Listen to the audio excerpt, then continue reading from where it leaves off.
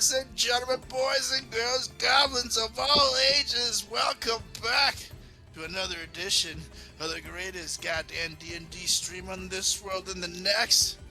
Welcome to Sunday night, Goblins Under the Stairs. Oh, yeah. You got Carlos Garcia, a.k.a. Captain Rampu, McNasty, the sickest dookie in all the land. Oh, yeah, and of course I'm not here alone, because I'm here with my epic crew of Stonebreakers.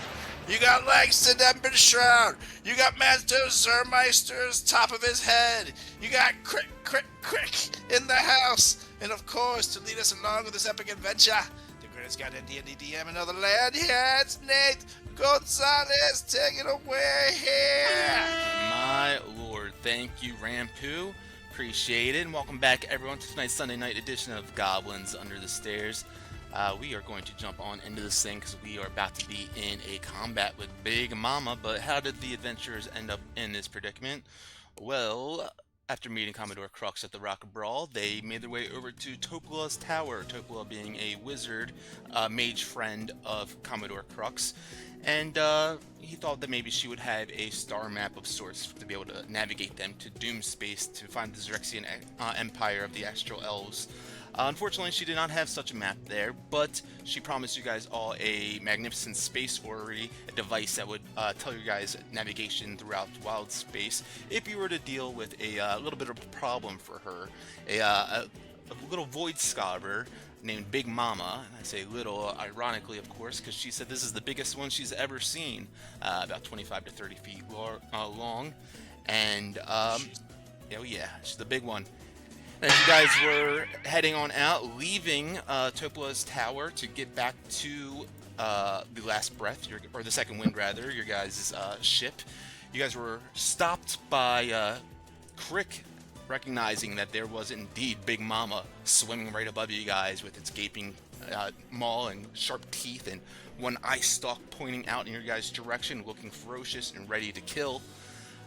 As he called out to look out, we're going to go ahead and jump in initiative right away. So why don't everyone roll initiative.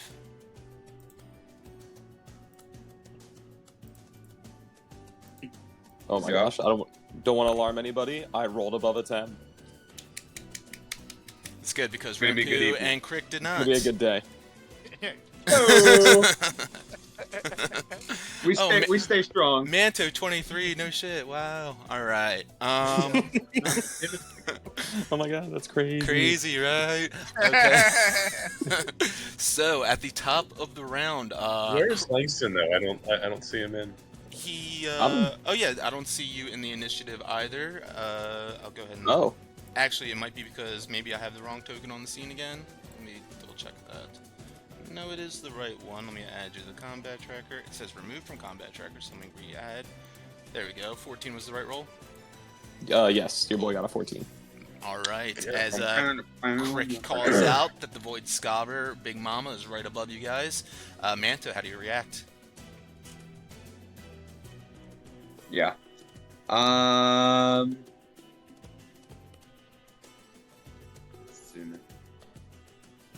gonna go ahead and it's 40 feet above you guys currently. That's the 40 that's down below it in the cloud.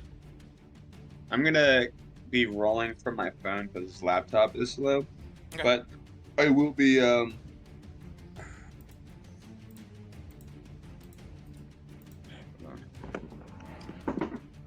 throwing a psychic blade out. Okay, 60 feet reach on those, so should be good with your range. Yeah, go for it. Yep.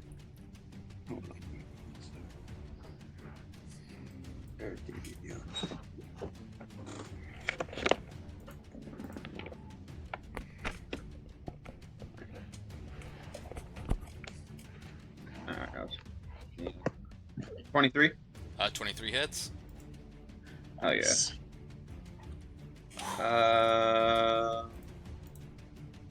And so 7 damage. 7 damage. And then bonus action, I will do Psychic Blade again with advantage. Okay.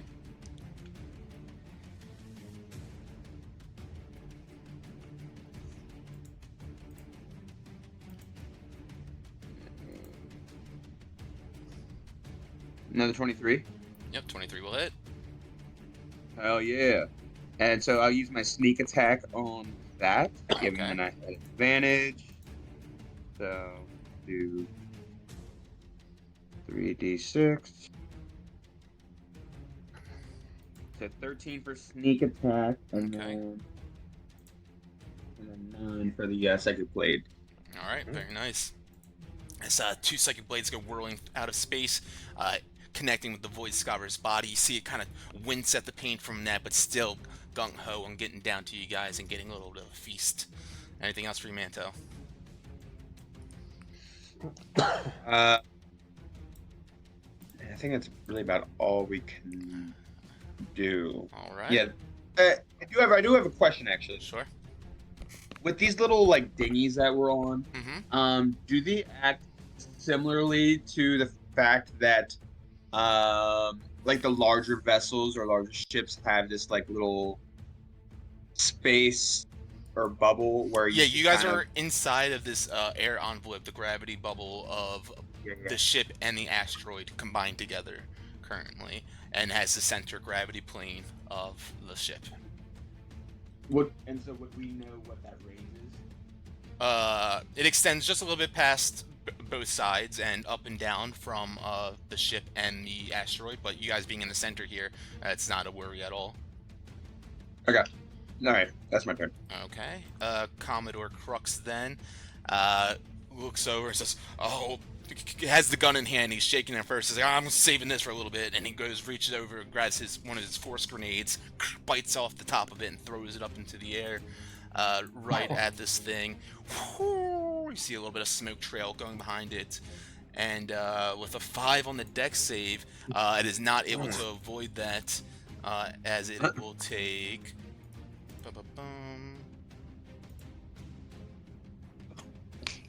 On 5d6, 13 damage.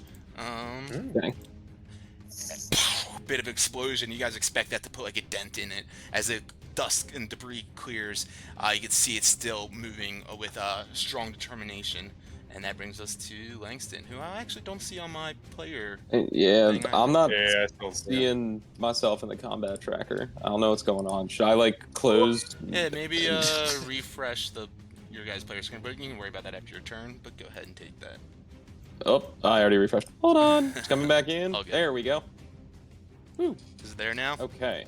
Yep. Cool. Reconnected and still not on the tracker. Not a big deal.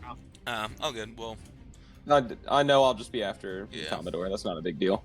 So for my turn, it is a full action to get these oars and row the boat, right? correct. Yeah, and you can only go 10 feet with that too. Okay. Oh, I'm gonna delete I think your I'll pull the ships first. Be like, are we trying to maybe get to sturdier ground to fight this thing? Crux would yell out, "I don't know if we have the time for it."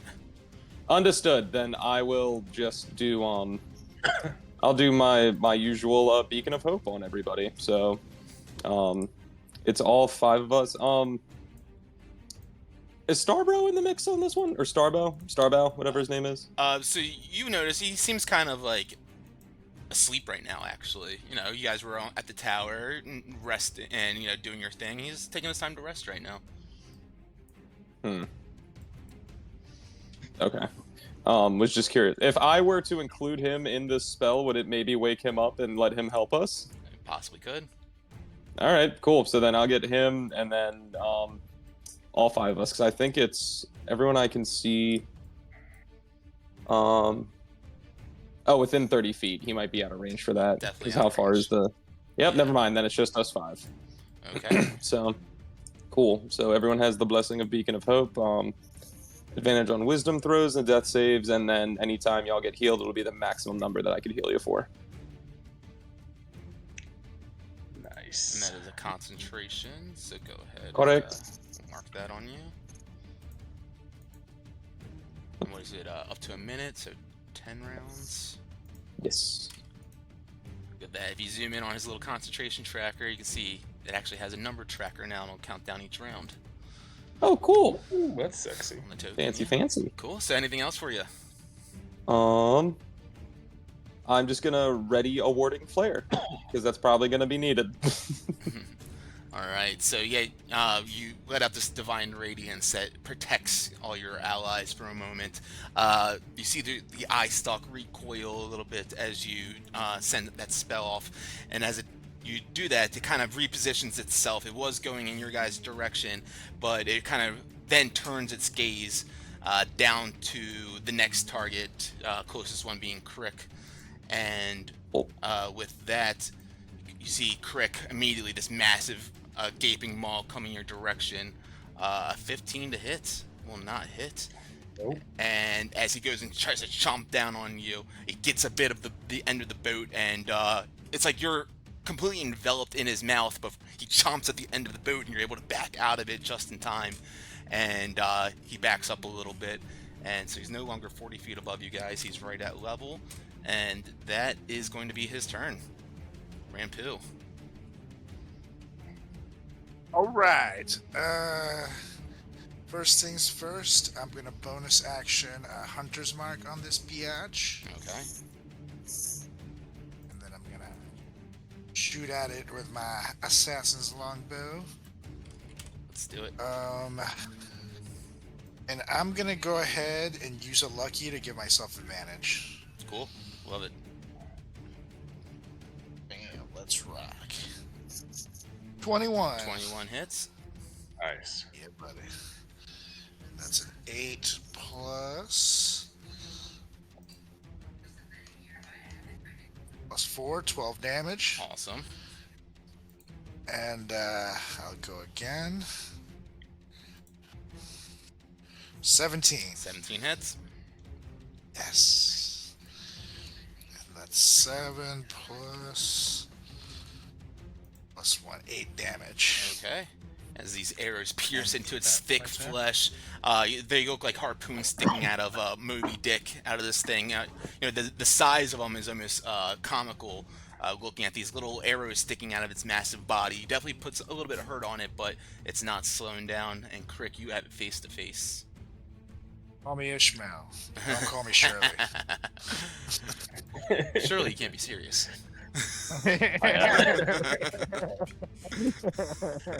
Yes.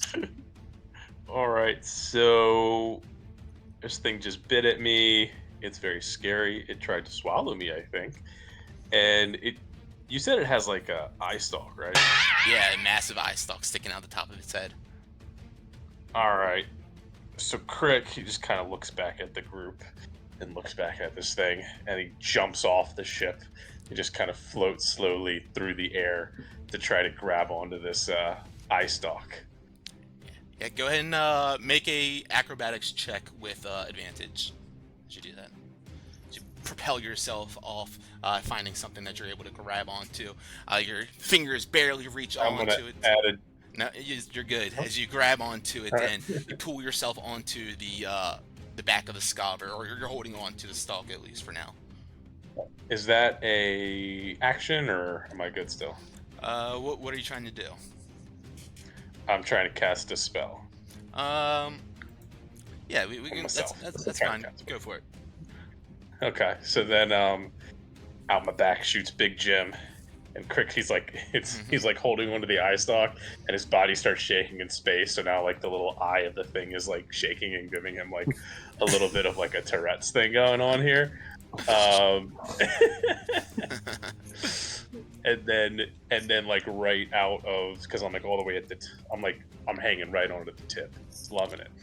And just this little like jolt just hits as I do my defensive matrix as well. Cool. And I just kind of scream out, "I think I've got him." Just floating. You're doing great, buddy. You see, Absolutely no way this goes wrong. Crick looks like a miniature on the back of an actual shark as he's trying to hold on to this thing right now. And yeah, you're not sure if this is the wisest move he's made, but it is a move that he did make. Anything else for you, Crick? It's being a move. That is it. All right, Manto, you are up. Oh, I just kind of see Crick doing this, and I'm just like, Let's actually put you up here. I and so I was like, man, I have never seen Crick have a pair of balls like this. He's got some Kinda just like- about him. I'm kind of like fired up about this. And so with advantage, I'm just like, I gotta help him out. There's no way he's good. And with advantage, I'm gonna be throwing a psychic blade, and like, I'm just like really just like trying to fuck this guy up. Go for it. 14, 21 will hit sorry, again. Yep. 21. Hell yeah. And so there's 8 damage plus sneak attack. Okay. And for my sneak attack.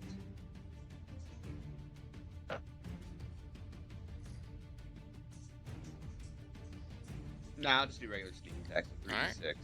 3d6. 6. Yep. So 8 damage. And then bonus action. Mm-hmm. Psychic blade. Oh damn. Would I get? I don't get advantage on that one. Or, You or do I do. keep getting it? You do. Fuck It yeah. just keeps going. 18. 18 will hit. Yeah. Ultimate advantage. That's so They high. gotta nerf that. That is so it's bad. crazy. And 8 more.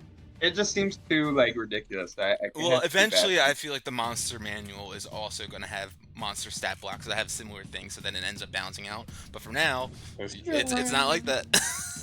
I'll take it, baby. All right, so 8 more damage on that. Nice. You guys have put a little bit of a scratch on him now, but he still looks like he's got much more strength left in, or her rather. Manto, anything else? I mean, nah, that's everything. Yeah. All right, Crux is up now. Saul Langston kind of looking over to Starbow with desperation, and you see he puts up his fat hand up to his lips and gives a big old whistle, and you see Starbow kind of like shake out of it and says, "Over here, buddy, we need some help." And Starbow kind of like begins to crack up a couple of branches and limbs, and that's gonna be Crux's turn with that one. You see Starbow looks like he's about to jump into the initiative as well. That's fitting. All right, Langston, you are up. Noticing Starbow is starting to come to, I'm like, Crick, look above you at any point in time. For the love of God, there's going to be rocks. Just to make him aware of the incoming potential. And fuck it, I'm just gonna first level guiding bolt this thing. Go So for it. let me roll that. Dang, does a 14 hit? 14's gonna miss. No! I don't think I have anything I can do to re-roll that. Shit, that's just a fizzle. That hurts the pride. Just You shoots hate to out see it, you wide hate to read into- about it in the news. Yeah. You see it almost shoots a hole into one of the wings of the second wind, and Crux looks at you and is like, "It's okay, buddy. You'll get it next time." I didn't want to hit Crick. He was so, in danger, and I was not trying to add fuel to that fire. Sorry, Starbo. Understood. You just hear Crick. Nice try, Langston. Thank you, buddy. Do you want to do anything else? I think that's all I got. I'm still just gonna hold on to Warding Flare and get it ready for if needed. Okay. The Scholar is up now with a delectable treat hanging right in front of him. Begins to try to maneuver her body around in such a manner. No, its movement has been reduced by 10 feet while by my bow. True that. Good point. It tries to maneuver itself around to get a bite onto this creature. Let's see. Could be disadvantage. Oh yeah, disadvantage. Yep. So No wording flared. 19, No, 19 doesn't hit, so. 19 doesn't hit. No. Shit. Okay. I thought it was. Oh yeah, you're at 20 now, huh? Okay. Yeah, I have the shield, and the shield has +1 and defense has +1. She goes to try to like barrel roll in the air right there to kind of get your body's momentum to swing into her mouth, and as like your body flings over, you see the teeth going in. It mashes them in just a hair too early, and your foot was just about to be in there, snipped off, but you avoided it nimbly. She will though back up, or with that kind of spins with the barrel roll and begins to pull you. Actually, whoops, sorry. It'll begin to pull you back 20. Is it reduced by 10 feet, Carlos? Yeah. Okay, so it'll pull you back into the air, up rather, not back, about 20 feet. And that will be its turn. Does Manto or anyone get a Optac? Let's see, I guess the body's size, I'm just trying to see what its actual square is. Because the token size looks bigger, but it's with the actual square of a gargantuan token it takes up. Okay. Well, weren't they like 40 feet above? Originally, but So then they came down to get start attacking. I'll let you go ahead and try to take an attack, Manto, if you want. Yeah, I shall take that. I see you, Colton. Sure. Shoot hoops, money. Oof. 16. 16 is going to just miss. Fuck. That's where I lose advantage. Yes, now you lost the advantage, but you see now on your token I have a reaction marker on there, and that'll automatically go away your next turn. Did you roll advantage on the 16? I just see one. Yeah, there's an 8 above it that he missed too, and then that one. Oh, okay. Yeah, well that was in that one. Yeah. Okay, Rampu, you are up now. You see they begin swimming away about 20 feet above you guys, and whatever laterally, about another 20 feet looks like. 25. Okay, well, I'm gonna bonus action gift of the chromatic dragon, chromatic infusion. Bam. And I will make it. I'll go with lightning damage. Love it. Ooh. 1d4. No. And now I'm That's gonna hot. take a shot. That's hot. With my longbow, and I'm gonna give myself advantage with a lucky. Okay. Ooh, a fucking 11, really? Unfortunately, Okay. 11's going to miss. We're in a 1. I'll use my third lucky to Still give kind of myself barrel advantage. rolling as it's pulling Crick up into the air and miss with that. Crick's teaching it 14. tricks. 14's going to miss, unfortunately. God damn. Yeah, sorry. It's swimming on up, getting out of your guys' range, becoming a more difficult target. The arrows just go whizzing right by. Crick with a grip onto the eye stalk, swirling up into space. What do you do? As I kind of like shimmy up to the end of the eye stalk. I just start punching it right in the eye. Go for it. Little fists. 16. I'm gonna D4 that. All right, that hits then. All right. So that's 1 damage, 6 damage, and 24. So that's definitely hits. Yes. 5 more damage. There you go. 2 massive thunder gauntlet punches right into its eye stalk. You see it convulsing and really doing that Tourette's thing Crick mentioned before, as it's kind of having a bit of a moment. And it still looks like it's got some strength in it, Crick. You guys have put a couple of hits on him and stabs and some spells, but nothing seems to be slowing it down too much. Is there anything else that you want to do? That's it. 'Cause I still got on my 10 points. So He has disadvantage on everyone except for you right now. he has disadvantage on that, but I also have blur up, so Okay. he has disadvantage on everybody now. Okay. Alrighty. And that will bring us then to Starbow. Just waking up. Stretches out its limbs and looks over and sees this. And says, "Not on my watch." As he reaches down and grabs one of these massive rocks out of, hanging on the top deck here. Rolls it, slams into the body of the Scaver, doing 24 points of damage. And says, What's Crick doing over there?" And that'll bring us to Manto. Manto, I will say at the top of the round, you guys notice it looks like there's a couple of smaller space-like eels swimming up behind you guys that seem to be wanting to get in on the fight. Seeing you guys are being distracted by this giant creature, but they did not roll well on their stealth. So you guys spot them as they're coming on up, like a little eel out of the water, and they're about, we'll say, 20 feet below you guys right now. But Manta, you were up. And how rough is Big Mama looking? Still has some. That 20, yeah. So that 22 or the 24 rock damage definitely put a big hit on her actually, and with that now you just seem to notice that has kind of bruised and bloodied her up a little bit.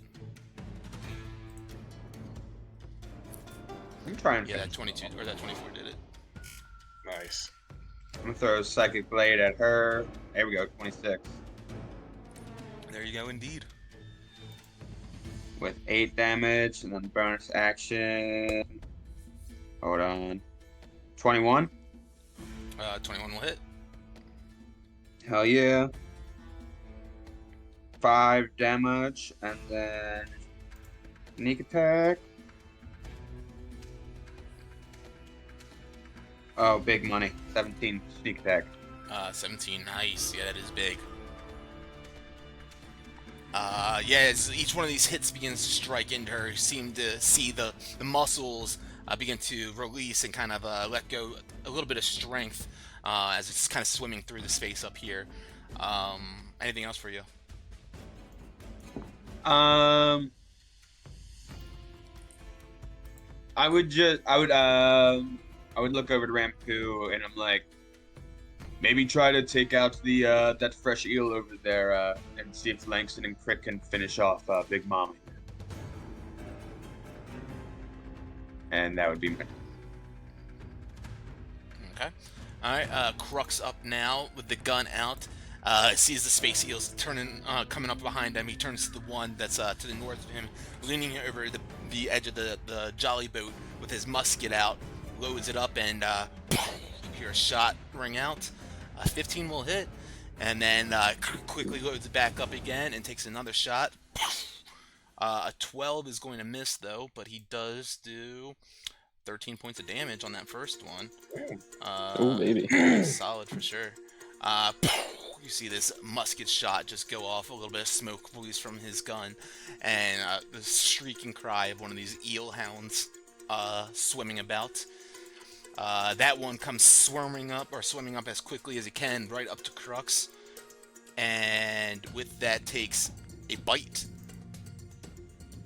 10 is gonna miss, and that is all it can do.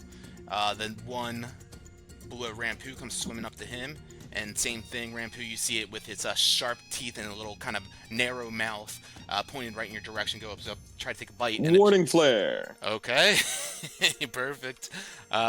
He blinding light shines out right in this area, and the eel kind of turns its head to deviate away from that light, and no hit goes into you, Rampu. Incredible. Look at Langston and I just give him a thank you.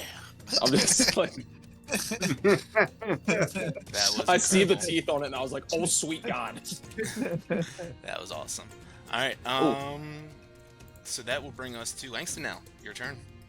Sweet. So, first of all, Rampu, since the shot was aimed at you, you can go ahead and give yourself 15 temp HP because of having Beacon of Hope, and it's maxed out. So, Warding Flare lets me add that. So, That's crazy. But yeah, one thing to add on to these eel hounds too is that I forgot to mention is they are quadrupedal as well. They have 4 legs. Oops. There we go. fantastic. More Yeah. nightmare fuel for Langston. Yeah. So they're not really eels, is what you're saying. But they are eels, yes. But they are. They're dog eels. Yeah. So we've got four-legged eels in space. We've got Eel. space squids and space sharks. This is Langston's worst nightmare through and through after the spider ship. What I'm gonna do for kind of 2 birds, 1 stone this, I will channel Divinity to do Radiance of the Dawn to hit everything around me. So everyone Nice. has to do a what save is it? Hold please. I was on the wrong page. Constitution saving throw, both the eels and Big Mama. Okay, Big Mama first. Whew, that's a 9. And then we'll go top eel and then bottom eel. Top. 15. Another 9. All right, so the 15 will pass. The other two will take the full damage, which will be 15. So then the one that passed only takes 7. Okay. And then I use my reaction last turn. Is there anything fun I can do as a bonus action? Let me see real quick. Do I have any fun bonus actions? I don't think I do. No, I got no fun bonus actions. That'll be all for your boy. Actually, not true. I will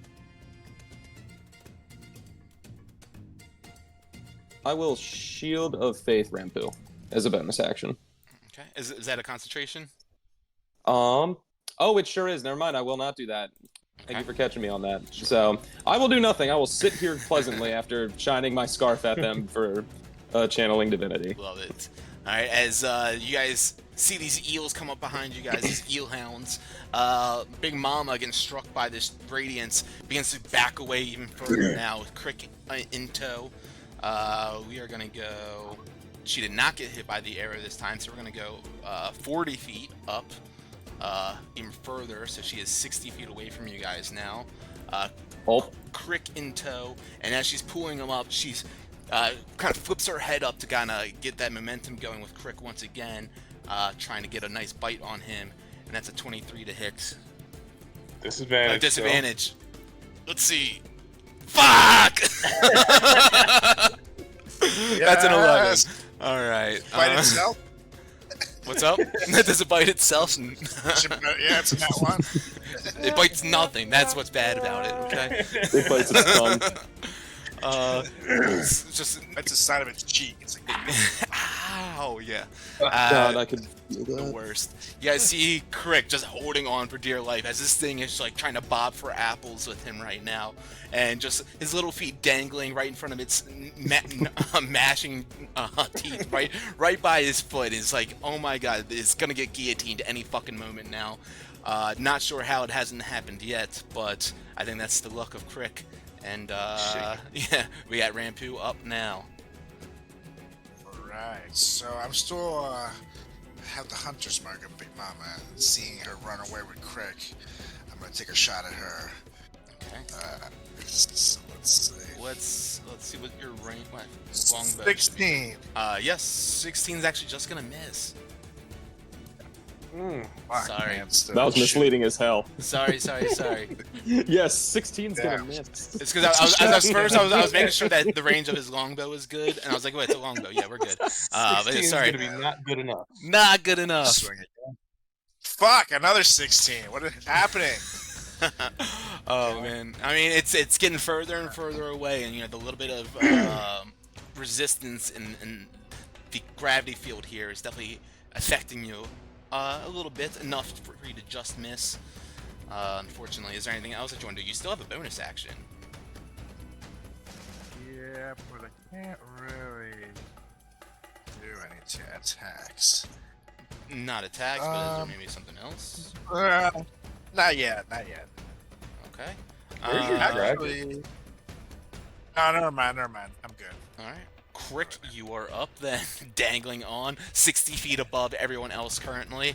Teeth smashing right below you. What do you do? As Crick looks back and sees the shark swimming away from everyone, he just kind of shakes his head with how great of a decision this was. Great job, Crick. And then, as he's holding onto the eye stalk, he just kind of like ratchets it as I'm gonna roll a booming blade. Okay. Which is that? 21. 21 hits. So that plus a D8. So 8 damage. 8 damage. And now, same thing with all the disadvantage. Okay. And if he moves, you take 2 more D8. Oh yeah, that's right. You see this booming, thunderous electrical energy just completely enveloping the body of Big Mama now. Seemingly like Crick has placed some sort of spell on it. Anything else that you want to do? Just Just holding on. I'm like pulling my legs up to like wrap around the eye stalk so they don't get bit. Love it. Starbow up now. You see him like flinging a rock in its hand already and getting the aim up to Big Mama. Let's see what's the reach on this. It's gonna be just at disadvantage. And he goes and throws one up. Boo! Smacks into the back of Big Mama's tail. Crick, you go rocking about a little bit. Actually, go ahead and make a strength saving throw for me. Ooh, strength saving throw, you dog. Hey! Ooh, there you go. Very nice. So strong. 17 on the damage. Definitely hits massively. You can feel the reverberation going into you, even into your body, Crick, of this boulder getting tossed into it, and it's definitely slowing down now with that hit. And Starbow says, "Hold on, little buddy." And Manto, you're up. Crick is holding on. Yeah, I just turn to the rest of the gang and I'm like, y'all think Crick's alright by himself for a little bit? He seems to be having fun and is kind of killing it wrangling Big Mama. I think we could just kind of let him do his thing. Yeah, I wouldn't want to steal his thunder. I can't really see a downside to his decision in this slightest. That's cool. One Alright, thing I do want to say real quick, well, I meant to say it the last round, while Crick is like holding on to her body, you know, the eye stalk and everything, Crick, you're, you know, of course, right there, up close and personal. You see all these scars and cuts and everything that have been completely, you know, healed over. Obviously, this thing's been through lots of battles, lots of fights, been hurt many, many times, and you know, it's healed itself so many times over and over and over again after this course of all these battles. You know, you can tell that it's been very much battle worn and tested from the amount of scars and everything that you see all over its hide. And that's all I'll say about that. Manto, you're up. Yeah, I'll Psychic Blade the eel thing closest to us. Okay, the blue one.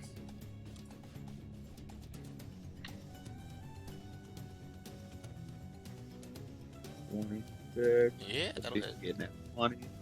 No, alright. Oh, yeah. 10 That's- damage. And then sneak attack.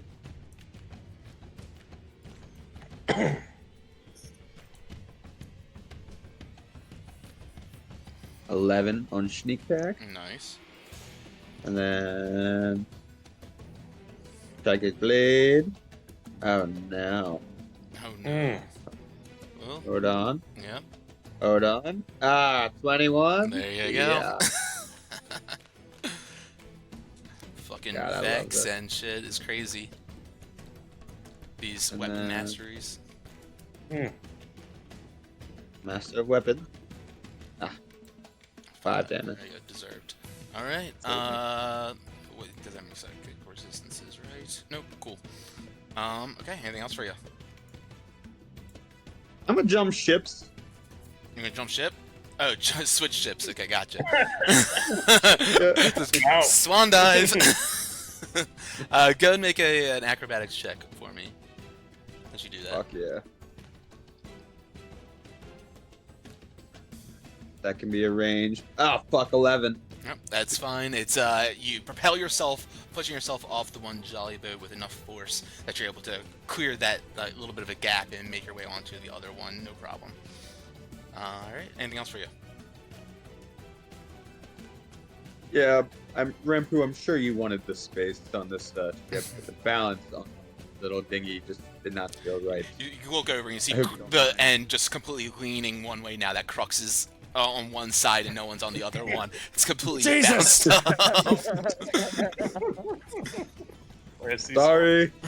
Yeah, no, it's cool. Don't worry. It's fine. Crux says, This "Oh." feels right, though. Banks it up with one hand real quick, puts the gun away. Anything else for you, Manto, before I jump in? Sorry. That's everything. Okay.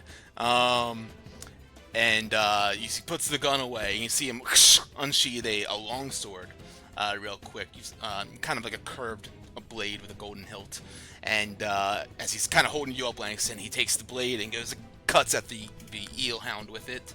16 will hit. You have so much weaponry, Jesus. 5 points of damage, and then he will go ahead and do one more. Another slash against it. 23 will definitely hit. And, oh, with that one, one big cut against its belly, and you see it completely flay out, and Crux grabs onto you, Langston, and says, "Hold me!" And he begins to lean over on the side of the boat, and you see him reach out and grabs the corpse of the body here and pulls it back in. He says, "We got dinner tonight."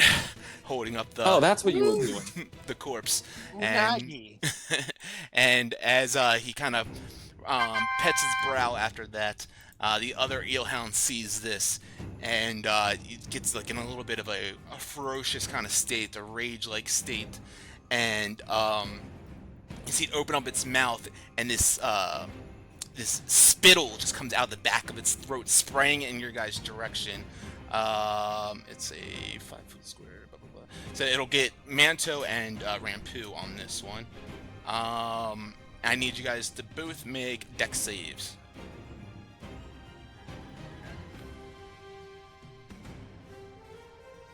25. Nice. 10. As the spittle goes launching across you guys, it completely catches you guys off guard. Rampu, you have to throw your hands up, and you actually, some of it sprays across the ground, and you end up slipping and falling backwards, falling prone for a moment. And then as that happens, you see this eel, lightning speed, comes up to your face and tries to attack you with advantage. There's the natural 20. You mother. And yeah, that's right. Nat 20. And It was the fucking Nat 1 and the other one. oh, it was. Oh my God. Shit. Both ends. Yeah. So you will take 20 or 22 points of damage on this, piercing damage, and it is latched onto you now, completely latching onto you, not letting go. Yes. Please make a concentration save or a check. Save or check? It's a check. Right. Con check. Actually, a or save. concentration. That's a save. Is it a save?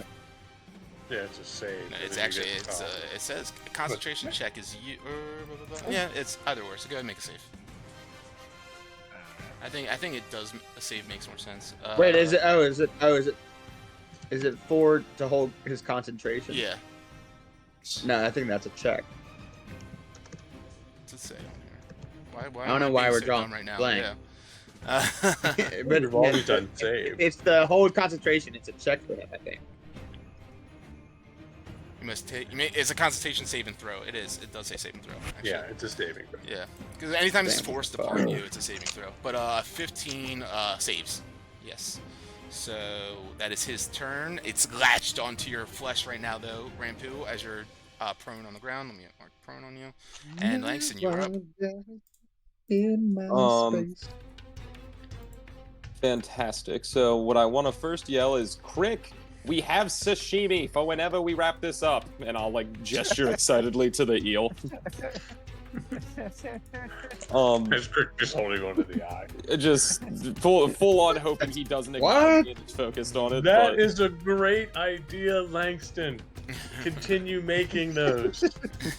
I learned from the best. So also random question. Necrotic energy, necrotic damage makes it so that they can't like heal, right? It's actually just for like undead, really. Ah, Certain mechanics, yeah. okay. Either way, I still feel like I'm gonna do this just for now. I will aim at the shark because it's just 60 feet away from us, right? 60 feet like upward. Yeah, correct. Okay. So it's still within range of Toll of the Dead, so I'm gonna point at that bitch and make a bell chime in its ears. So it has to make a wisdom saving throw.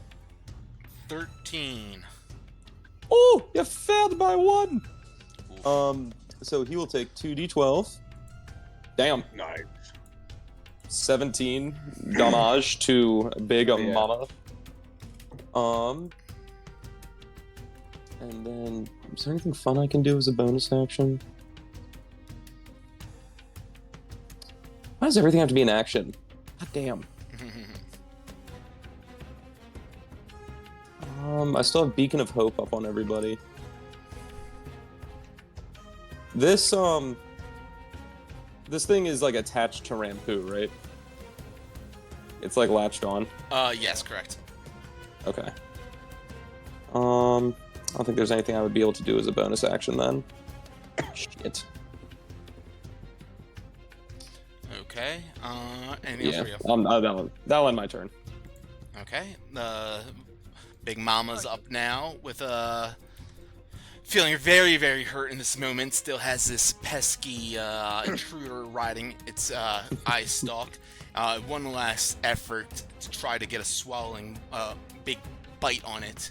It goes and whips around, doing that barrel roll once again, as flying up into the air. Tilbury Barb. Okay. Oh wait, it already has disadvantage. Has disadvantage, right? Yeah, so Yep, it's got disadvantage. 14 misses then. Disadvantage. As it tries to get you once again, and it still now goes to fly away or swim away, fly away, and as that happens, thunderous energy just convulses all over its body, and Crick, as that happens, go and describe to us what we see. So as it, wow, so he's holding on and the electricity's coming from his gloves, and as it goes to move, he just kind of like shocks it a little bit, and the eyeball just pops, and then you guys just see this little shark just start floating away into the distance. Love it.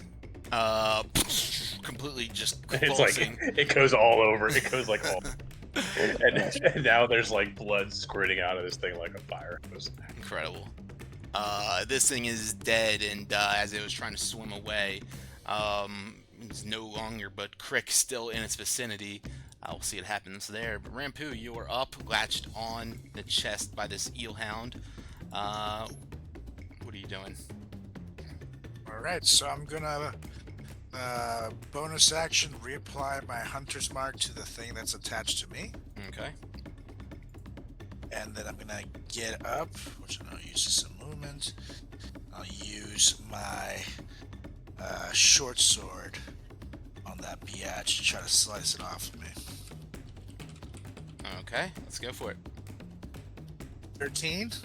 13 is just gonna miss. God damn, I'm cursed today. That is a curse. There we 25. go. 25 hits. The quick curse. Yep. Yeah, right? That's that, plus this and this. Mm. Oh, yeah, 16 damage. Okay. And I'm I'll allow the extra damage. You did apply it to the longbow, the lightning for your draconic blessing. It applies to one weapon, but it's fine. I'll allow it. And I'll use my... Actually, I already used a bonus action, so then that's it. That is it. Still latching onto you like a mama or a baby looking for mama's milk. Crick, you are up. This dead void scaver floating right by you in your vicinity. What do you do? So I've got like a water skin on me, and I empty it out. And I just kind of put it to plug the hole of the eye socket for a second to have it fill up with the scaver's blood. Ew. And then, Fuck and then Crick. once it's full, I put a cork in it, and I just kind of, I'm like still hanging on, and I look down to the crew, and it's like, I got mine. How are you doing? I'm just swaying there, looking down at them, and you know what? I think that's really it. Okay. I'm just hanging out on the shark. I'd probably make my way down its body so I could get ready to jump on. But Okay. yeah. Sounds good. All right. Starbow up now. Big rock in hand. It was ready to throw it in your direction and sees the limp body of the void scaver, and you hear like a low under its breath, nice. And Manto, you are up. It might help if you sit up. No. I was starting to become a little concerned for Crick until I look back and just see this thing just absolutely getting taken out. Oh, he's good. And then I direct my attention back to I guess helping Rampu with this eel hound, Okay. and I'll just kind of like look off his shoulder, and be like, "Oh, like blade."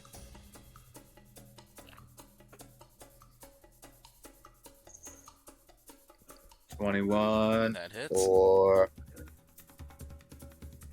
there we go. Okay, 21. Mm-hmm. Ooh, this music's crazy.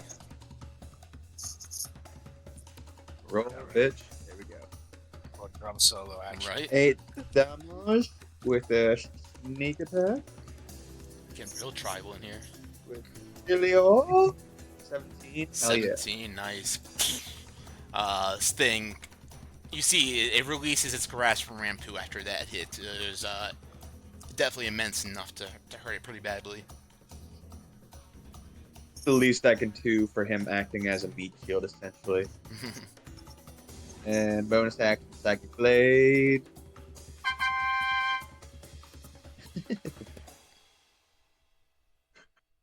There we go. 19. That'll hit.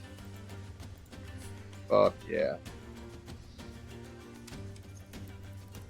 9 damage. Alright, and how does this like blade lay this last one to rest? Yeah. So just when he thought he was able to get a little something from Rampu's body, I said, "Not today." And I just like right off of like Rampu's hip, I like throw up my hand, and out from like my palm comes this like pretty much like invisible black of a blade that just kind of like you don't see it, but then Rampu just sees this whole body just get kind of like sliced up from this like invisible blade, and it just falls limp. And I just smack Rampu on the ass. Say it's how we do it. Nice. That's how we do it indeed. But the enemies may no longer be around. However, you still have a friend floating out in space. Crick, you're up here, right on the back of the body of the Void Scobber. Rampu, you were about to say something?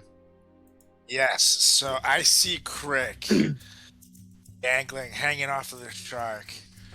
And I don't know what it is, but I assume maybe it's the fact that I just had a creature sucking out blood from my chest. It weirdly gives me this like clarity.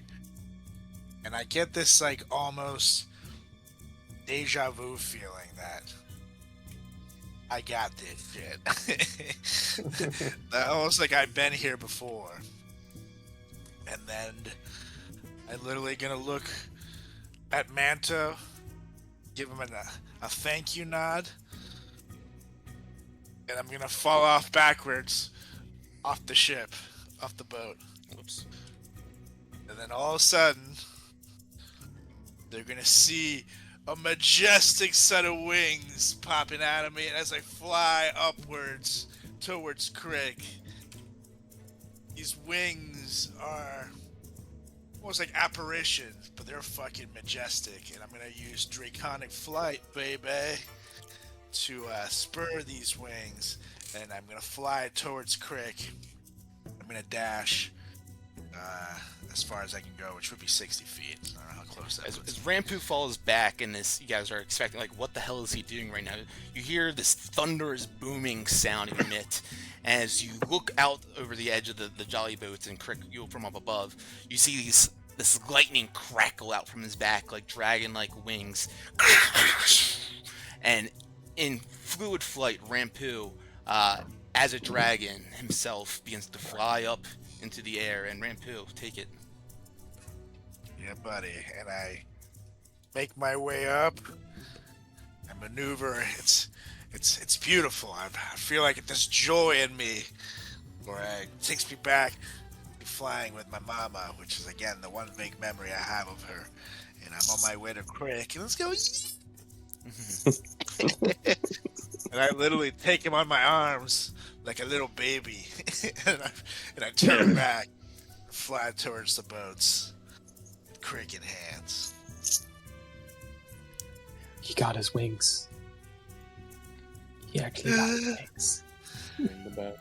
I thought he was gonna go scuba diving when he fell off back. Yeah, did not know what was happening with that. Why didn't he just jump off the ship? Oh, what do Like- you mean? That was absolutely perfect execution he sent me.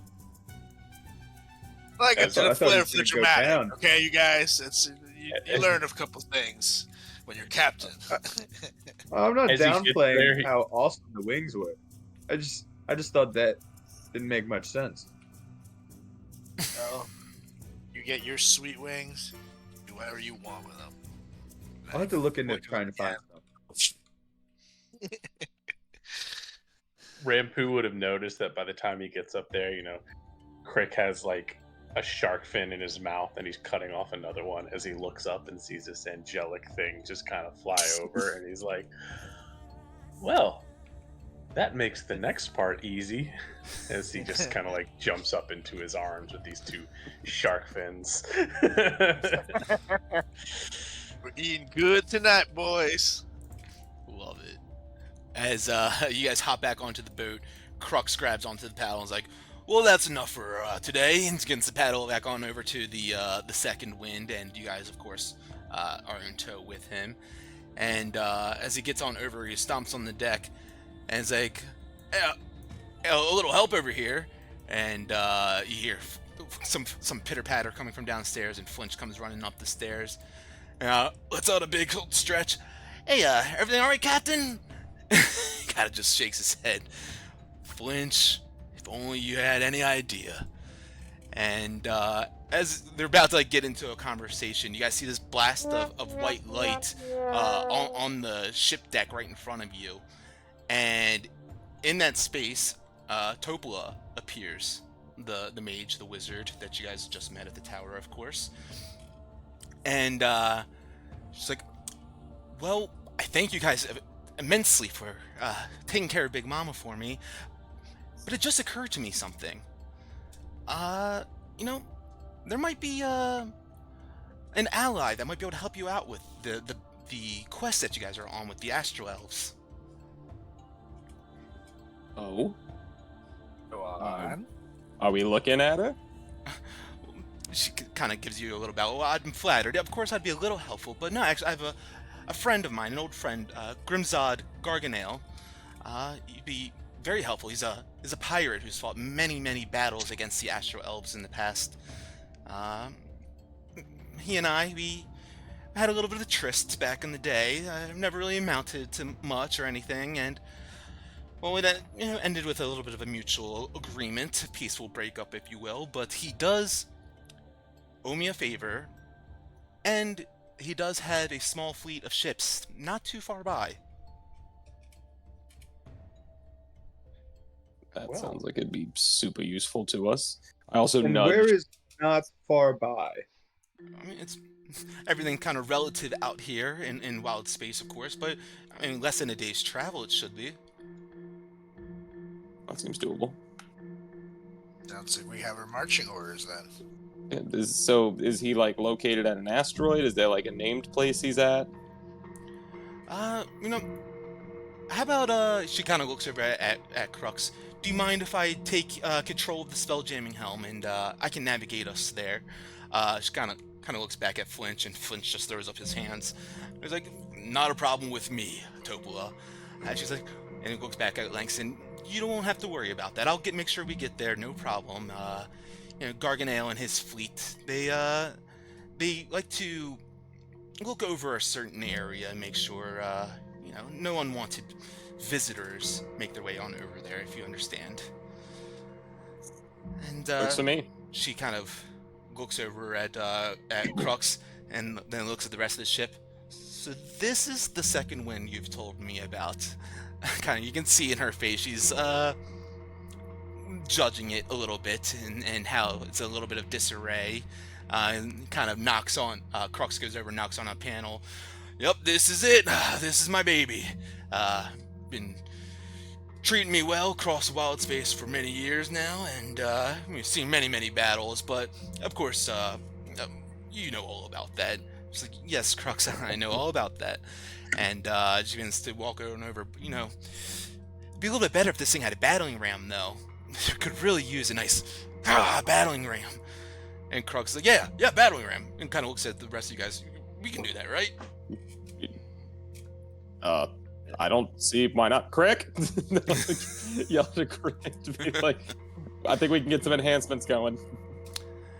Well, if you guys don't mind, I can get us going there right away. Let's do it. I'm ready. All right. Crux is definitely, you see he's got a little bit more excitement now that she's on the ship and trying to act a little more put together. And he's like, that's right, gentlemen, grab your stations. You grab the rope over there. And he's like giving much more captainly like orders than he ever has before. And just trying to make himself seem all important in this moment. He's like, and we'll be going right away, right, Topla? And Topla just kind of gives him a nod and then gets back down to the lower deck and finding the Spelljammer helm. And you can hear a little bit of a shriek down there as she gets into the room. Oh, gods! Well, it'll have to do. And you guys feel the ship begin to list now and begin to move about. And you guys begin to drift off now back into wild space, continuing your travels. As you guys begin your travel, nothing too exciting comes about, and it's probably for the best, with everything you guys have ran into in the last couple of days. But in this little bit of time of travel, is there anything that you guys need to take care of or do? Nothing in particular. Would this qualify as a short rest since we're traveling and nothing's going on? It will be, yes. But, if there's anything else that you guys need to do. I would just, I'd be bored and just feeling a type of way. So I'd go up to Crux and just be like, so, I'm just asking for a friend here. Do they have any shooting ranges in the area for one to maybe practice their shooting? Who are you speaking to? Crux. He looks at you and is like, oh, I mean, there's a few, on different planets and whatnot. I think there's one on the back of the Rocker Brawl, but, don't have to worry about that too much. I think you should. And then I just walk away after saying that. That's just been on my mind for him being such a shitty shooter. Nods his head, kind of looks at you funnily. Well, not sure what that's all about. Kind of goes to pick up his gun and spin it around in his hand, fumbles it real quick, and puts it back onto his side and blows his fingers then afterwards as if he just took a shot. I would hear, I guess, with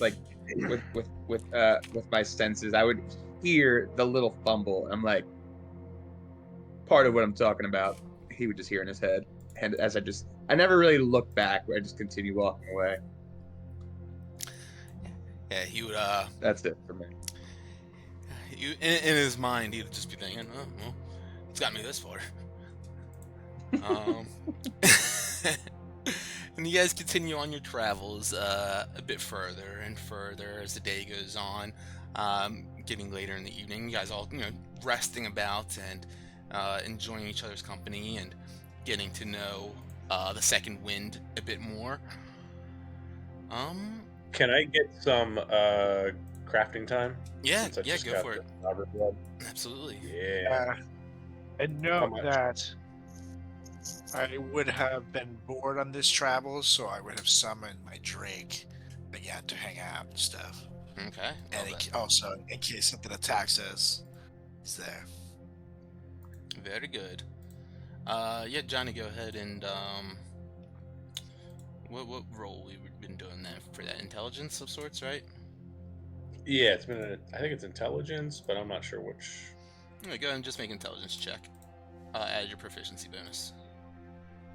18. Cool. Go ahead and roll a let's roll 3d8.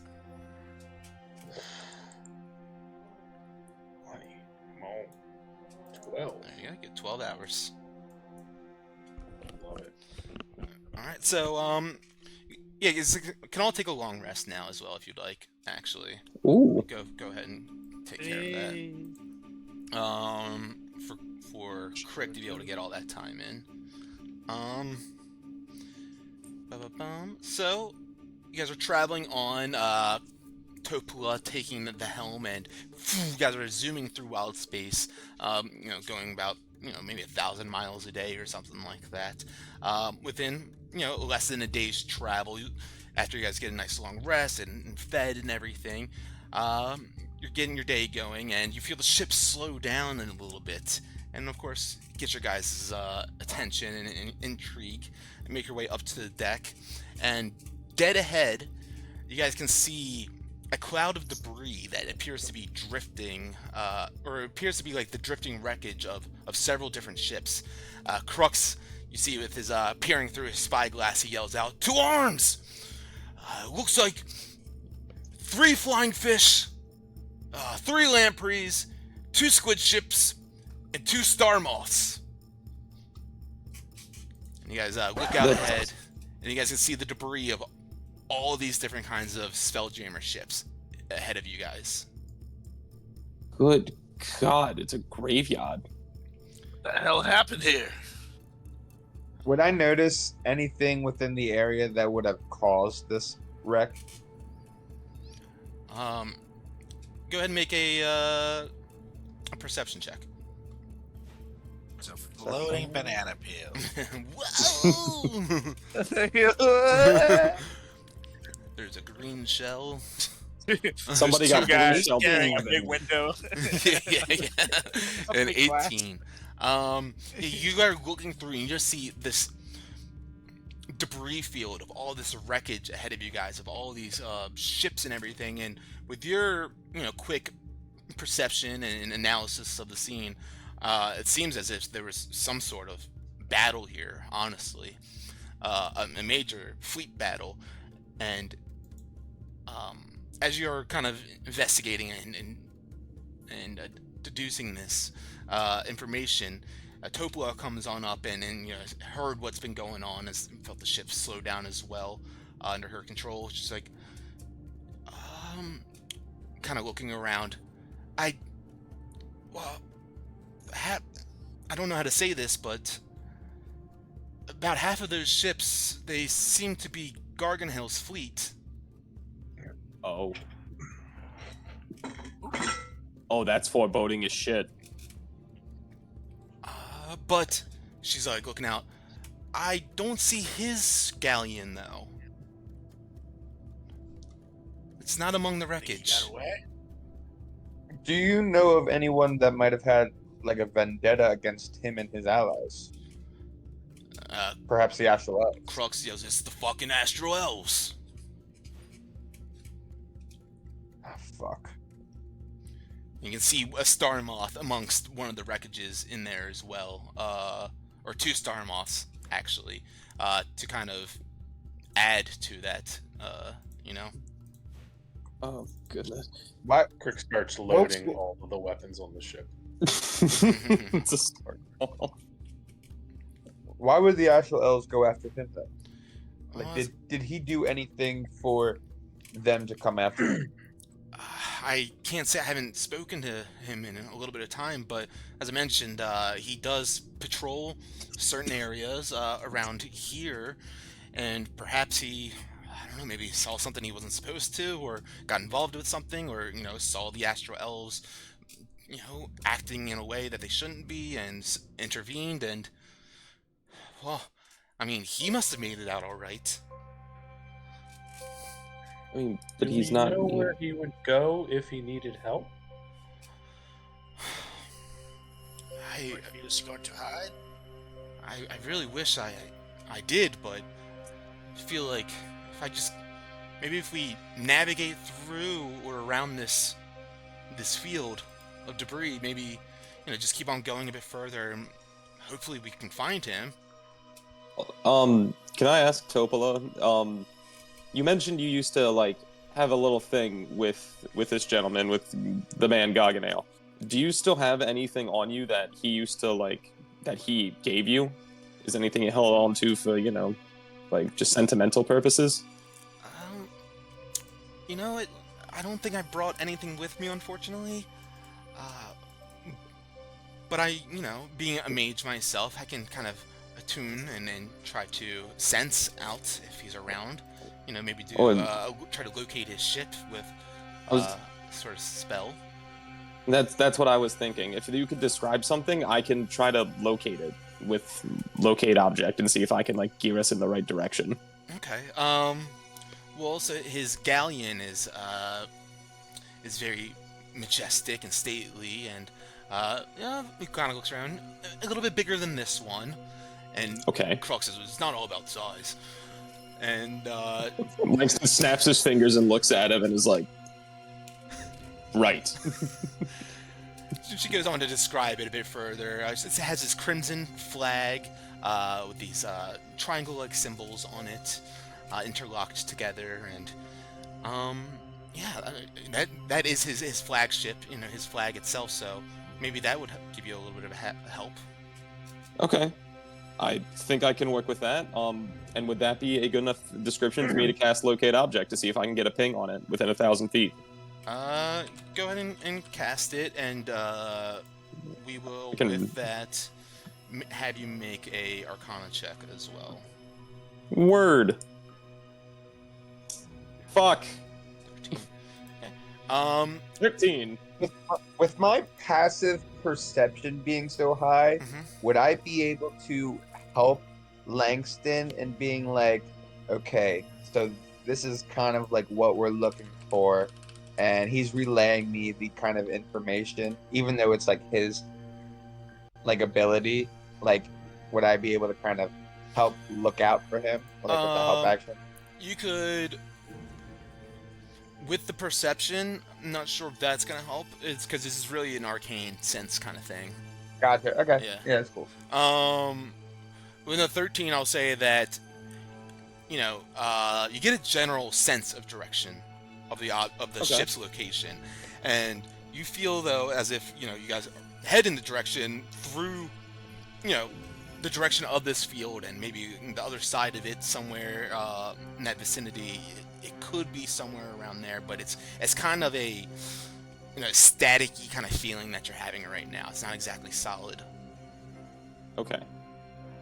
So I will pass that along to Topola and just kind of be like, it's in this general direction, and that's all I got, because I'm not the most familiar with the ship, but I was able to get that much. So we keep this course. Crick, for the love of God, make sure the ballista is stocked. I think we'll run into them this way sooner than later. Locked and loaded. She kind of gives you a nod and says, well, it would be potentially quicker, it kind of looks around. I think I can navigate through, the wreckage, but of course I could navigate around it if you guys would prefer. That would just take a little bit longer. Do you guys have a preference? It might be safer to go around, but through would definitely be the quicker option. Speed is safety. Especially if he's running away. We definitely don't have time to spare. It's kind of my thoughts as well. Oh, let's do it.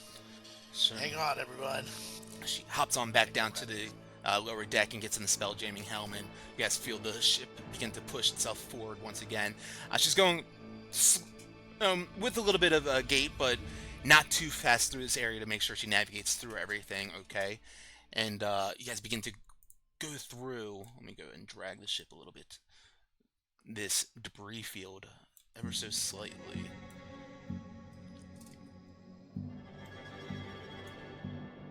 And see parts of ships strewn about everywhere, planks of wood and captain's steering wheels and crates broken apart and splintered, pieces of paper flittering by. And Langston, as you said when you guys got in here, this is like a graveyard, really. It gives you guys a very eerie feeling to be in a space floating through here where there was all this wreckage, and where there's definitely deaths and a battle occurred. Oh, good gracious. Flinch comes up to the deck and kind of begins to look on out, and comes up to you, Langston. It's like, So, what do you think of all of this? Of the wreckage, I mean, not great. I'm sort of wondering what could have done all of this, like how this came to be, because from what it sounded like, it was a pretty sturdy fleet, and it is not that. Also hoping the souls could find peace that passed. I'm torn up. I'm torn up at the moment. I'm not gonna lie to you. Yeah, I mean, you bring up a good You're about to say point, and then all of a sudden you see this massive piece of fabric just envelop around him. He's like a ghost, like trying to fight it off right now. Help! Help! Help! Help! You see him completely enveloped with this. Fabric? Yes. Oh, can I try to take it off him? Like, Yeah. is it like sentient fabric? Yeah, I'll like remove it from him. Then you pull it off of him, and yeah, it's just like Japanese wallpaper. you see, it looks like a big red flag that just kind of flew and is completely enveloped around his body.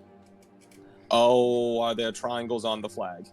Kind of lay it out to investigate it further, and sure enough, you see these like runic shapes that look like triangles on there.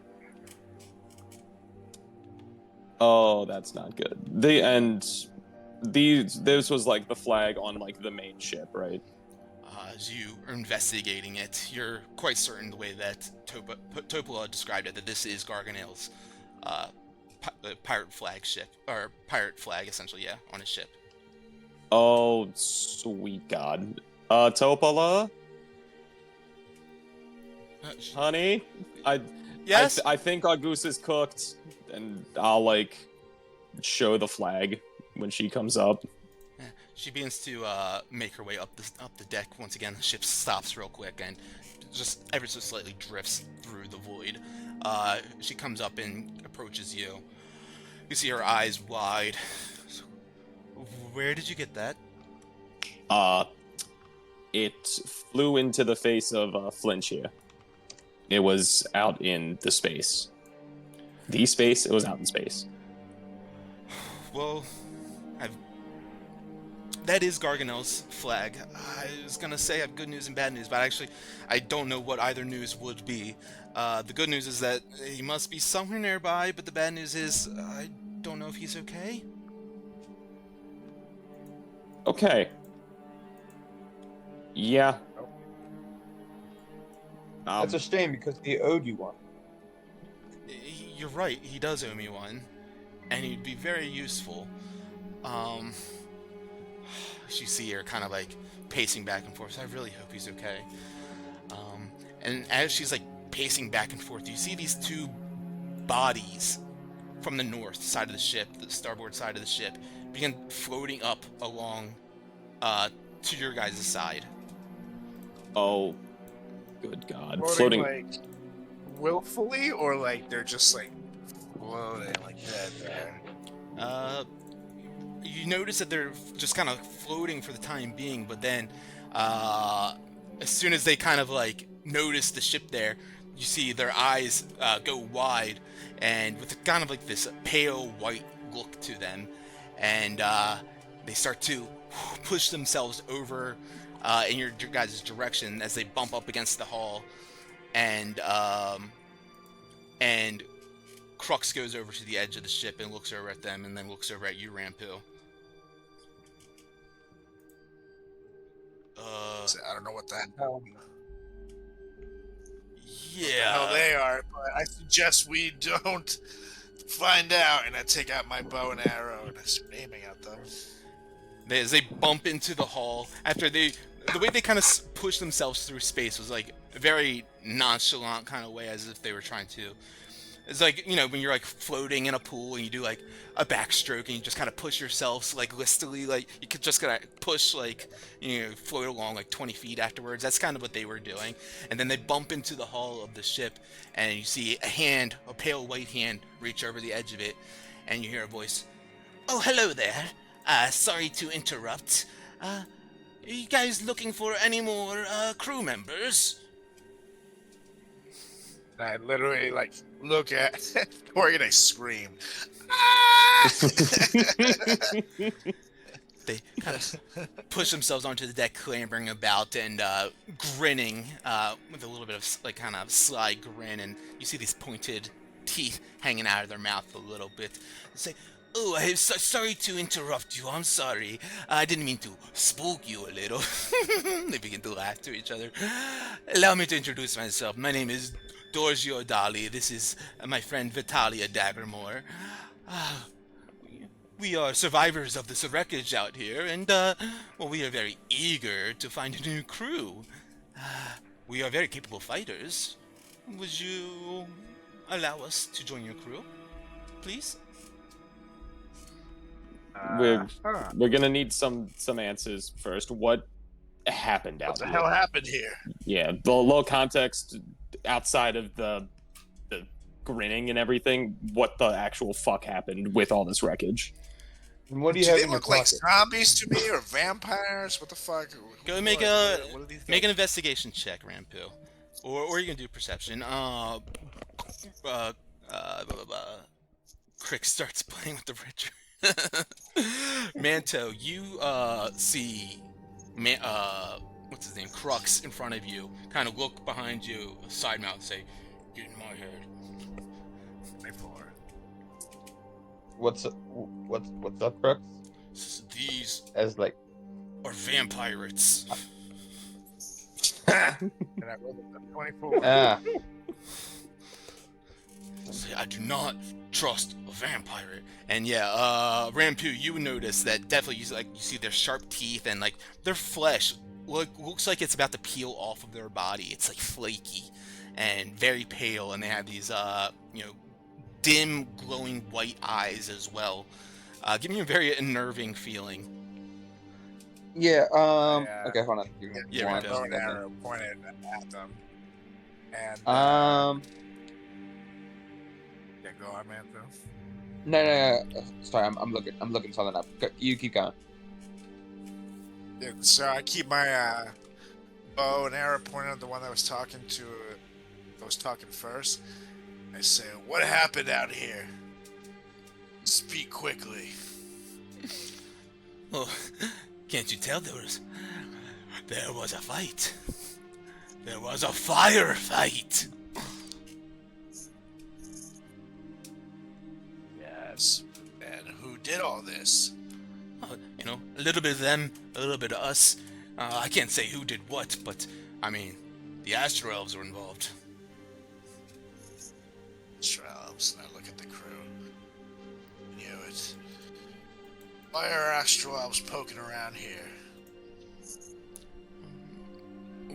I'm not a part of their coalition. I can't say why. We were wondering the same thing. We killed 2 of their ships, but 2 more got away. But I would be in Langston's head right now, and I would just say anything necrotic you might have. I feel like, or not necrotic, but radiant you might have might be of good use against these untrustworthy folks here. My guy, I don't think you understand. I'm quite literally built for this, and this is not a manner of speech. Yeah. And then, before I take any action, can I just do a general insight check to be like, were they even here during this, or are they just scrounging on remains? Yeah, go ahead and from make an this insight check. fight? Absolutely. 25. No. Yeah. Now, last again, what do you have in your pockets? They seem to be We're honest just about what happy they're to saying. see you. You beat me to it. Yeah, you see the 2 of them looking about, well, we lost everything in the battle, but we are very worthy warriors and great fighters. And we don't eat much either. I won't take up too much of your food. If you let us be part of your crew, we'll put in all the work. I look at the Commodore Crux, and I'm just like, give me a thumbs up or a thumbs down. That'll determine what happens next. And I'm just gonna... Yeah, Crux's hand is on his musket on the side of his hip right now. As you say that, you see he takes his thumb, cocks the musket, and with that, he just turns his thumb upwards to his side as sly as he possibly can. Understood. Well, I'm listen, not listen, folks. I'm not here to get any smoke up my ass, but it appears to me that you have a blade in your pockets. As I go ahead and throw a fucking psychic blade at him. Well, we have to roll initiative before that happens. Look, bitch, I remember Oh, that. that's That's right. right. I've been rolling There's no high. more surprise. Well, I think was Langston about to do something though? I was just gonna turn undead with Channel Divinity. Okay, so let's So go it ahead should and be like roll the same initiative thing. then. So, All right, as they see, let me go ahead and roll for Crux a little stealth check real quick. Let's see if they see him maybe do this. A 5. Yes, they see Crux completely cock his gun right to his side and give you a thumbs up, and they're like, "Oh, okay. You want to play it that way? Well, you'll be joining the rest of the crew soon enough." And everyone roll initiative as they seem to be jumping into a combat mode. Fuck, we all rolled low. Did you guys? Could I have pushed Langston back? I don't know. Could you have? Before this? I mean, I would have, because I was walking up and I would have shoved him back, but I don't know. Langston, would you have allowed him to do that? I probably would have, yes, just to be as I'm reaching for my scarf to begin channeling shit. I would have noticed Crick and been okay, and accepted that he is my bodyguard through thick and thin in times like this, and been all right, I'm on board. All right. Yeah, Crick, you push him back right behind you then. Perfect. I have to zoom in on the ship a little bit. I was way too far away. Okay. Vitalia Daggermore up first. She sees Manto going off to conjure one of these psychic blades, and as she does that, or as Manto does that, she lifts up her hand, and you see the swirling necrotic mist coming out of it. She says, "Slow down, boy." And let's see, a 22. Yeah, that'll hit. Yes, it's got 30-foot range, so yes. 12 points of necrotic damage. And you see this kind of shadowy energies just completely swirl around you. You can feel a little bit of your energy being pulled from your body as this hits you, and feel a little bit weaker. Of course, no effect mechanically with that, but definitely seems to be siphoning energy from your body, and that brings us to you, Manto. Alright. Yeah, I'm going after her with the blade. Alright, let's see. And hold on 1 second. Crick's within 5 feet of her, yeah? Yeah, pretty much. Okay, cool. Roll. Oh, nat 20, bitch. Nice. Oh my That's goodness. gonna be rough. Do I get 20? Does my sneak attack get doubled as well? It does. Fuck yeah, it's hot. So 6 plus, or I'm sorry, 10 plus. Come on.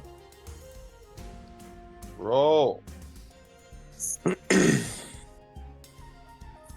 So 10 plus 3 is 13. Plus 6.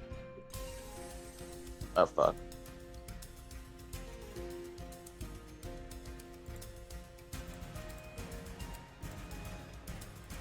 Oh, yeah. Jesus. Yeah, that's crazy. Who's your daddy? All right. Shit. Johnson.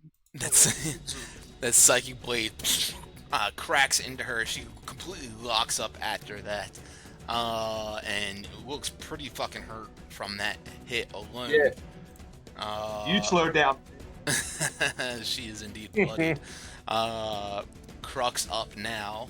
After that, Wrong. Bonus action. oh, you got away, so I thought you were done. No, I forgot that I had the laptop plugged in, but I didn't have the plug plugged into the wall. Yep. Silly me. Part of it. Yeah. Oh yeah. We're gonna do another psychic blade.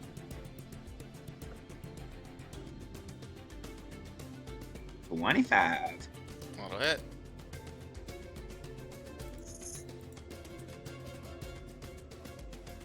And 6 more damage. Oof. Yeah, she is looking rough for sure. Still standing. The Crux says, "Not if I have anything to do with that."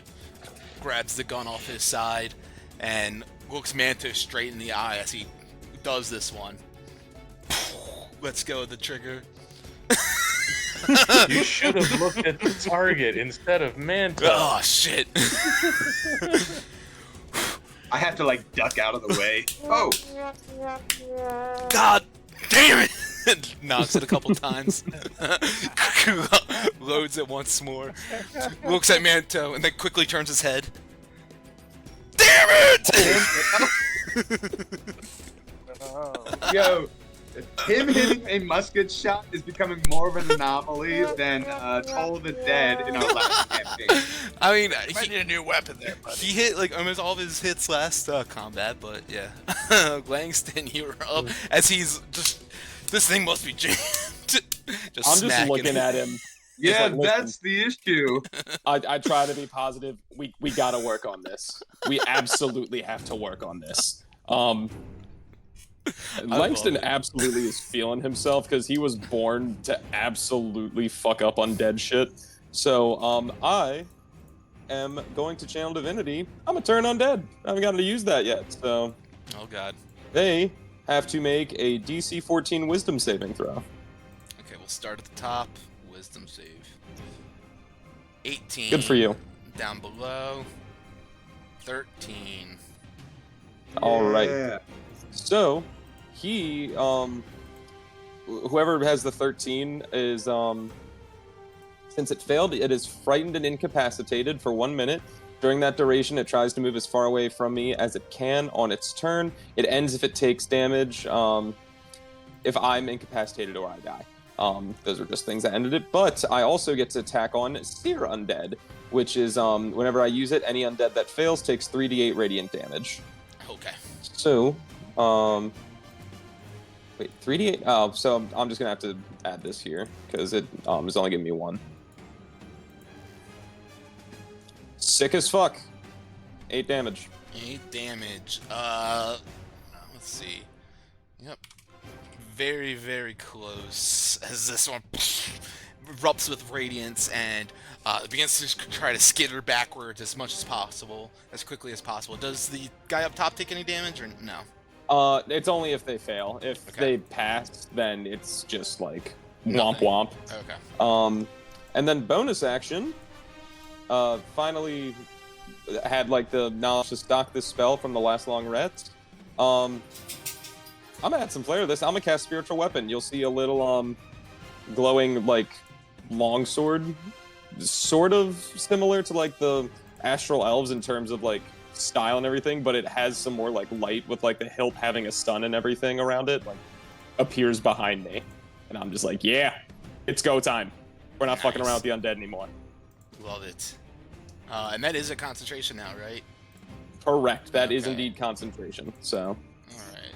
1 minute, so 10 rounds. Okay.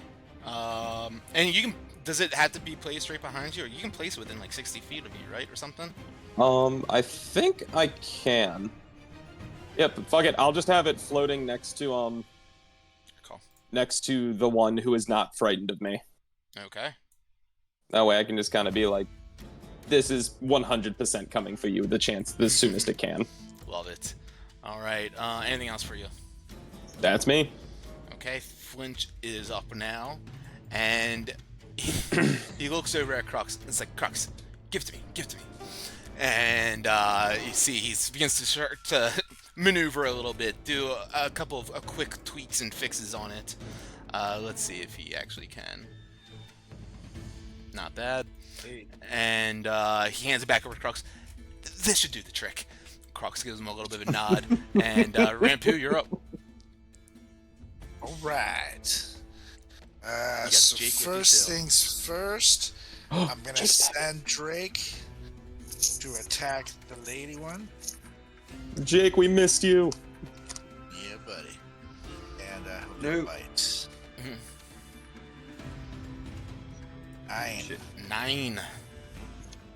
And he can only do 1, right? Correct.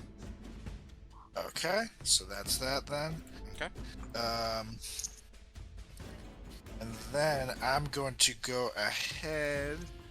The blue one's the one that can't take damage right now, right? Because it'll break No, thing. The Oh, orange God. one is actually. That's a good thing you met. Oh, Yeah. so good thing I met. Yes. Oof. All right. All good. Well, I'm gonna go ahead and take a swing of lane with my short sword at this one. Go ahead and move this over here. Sounds good.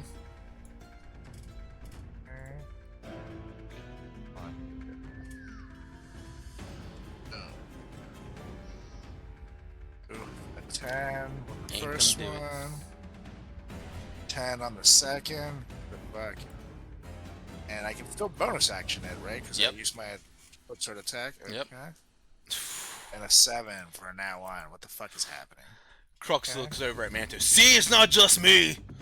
And that. Anything else for you, Rampill? I did say. All right. Oops, sorry. So, Crick, you're up. And it be like that sometimes, unfortunately. it's the worst. Yeah, it is. I'm gonna pop this guy right in his face. 1, 9, 9. 2, 16. 16 hits. 16 hits. We're gonna get that 4, and then we're gonna pop a defense matrix. Okay. And does that have any sort of the disadvantages or anything right now?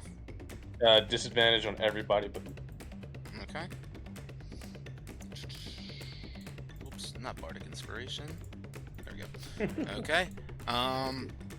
As you come up and give him a nice big punch, this thunderous energy booming through him, he looks out to you and puts his palm. Yeah, he would do it to you.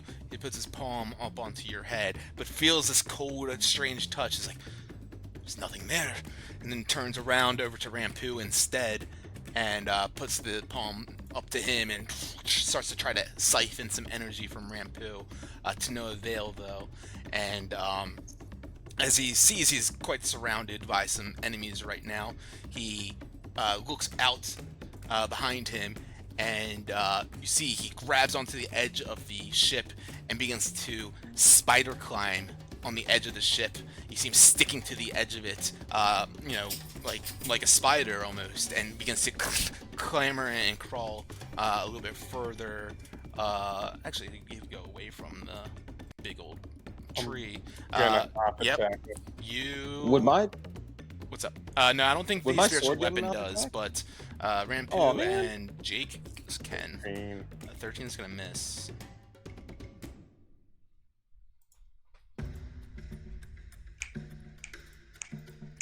Nine's gonna miss for Rampu, and then did you want to do one for Jake?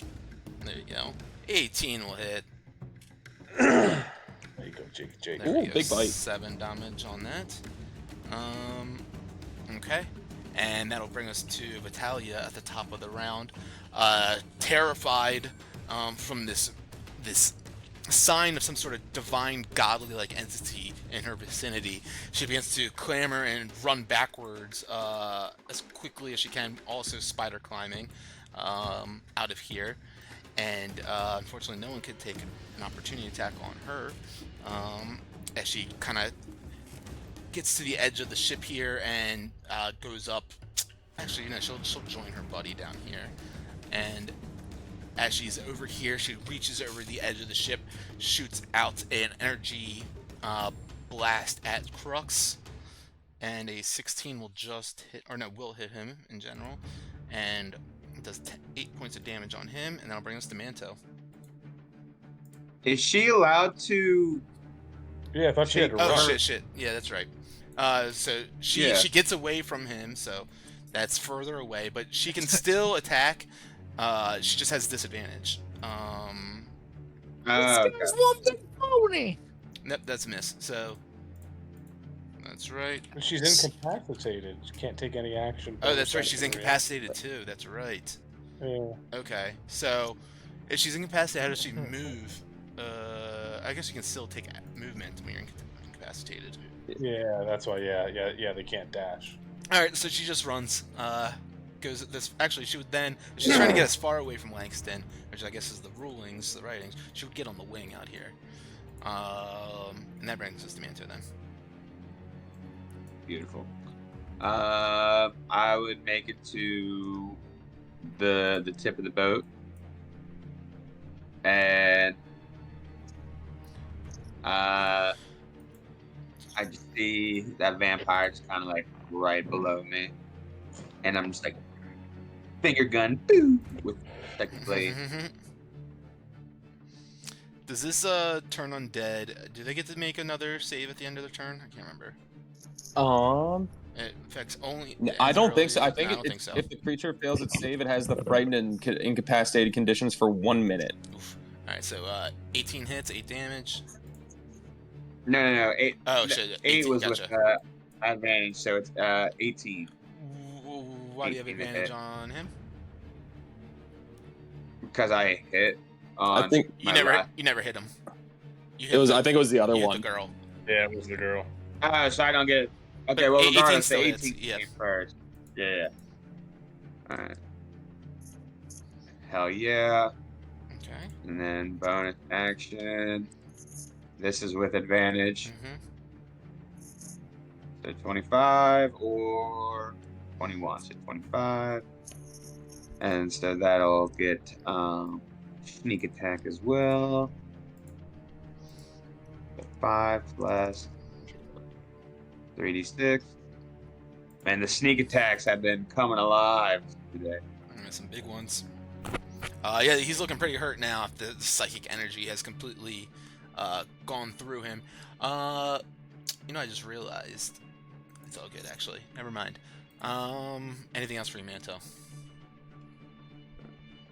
That is everything. Crux gets the gun handed right back over to him. Begins to point it over at the girl, and Flinch takes his body and turns him over in the other direction, and points him down to the south to Dorgio. And lining up this shot, Manto right next to him. He's like, I gotta hit this, I gotta hit this, I gotta hit this. You see a big old plume of smoke come out of his pipe. Ah!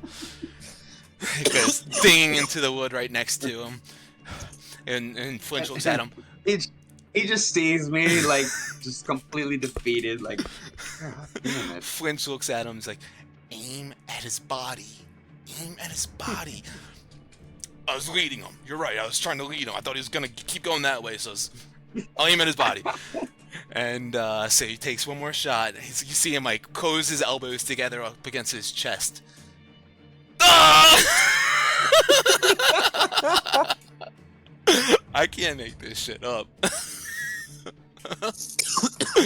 That has become his character. It never was supposed to be, but as that misses again, he hands it back over to Flinch, and you see him unsheath his long sword. He's like, I've had enough of that shit. And 3 for 4 have been D1. Langston, you're up. That is insane. Those odds are wild. Or that one. Lank's been full on just Holy looking at Commodore Crux. I was You like, might as well dude, just roll D1s. Yeah. Just roll a D1 next time. flip Yeah. a coin. Yeah, right?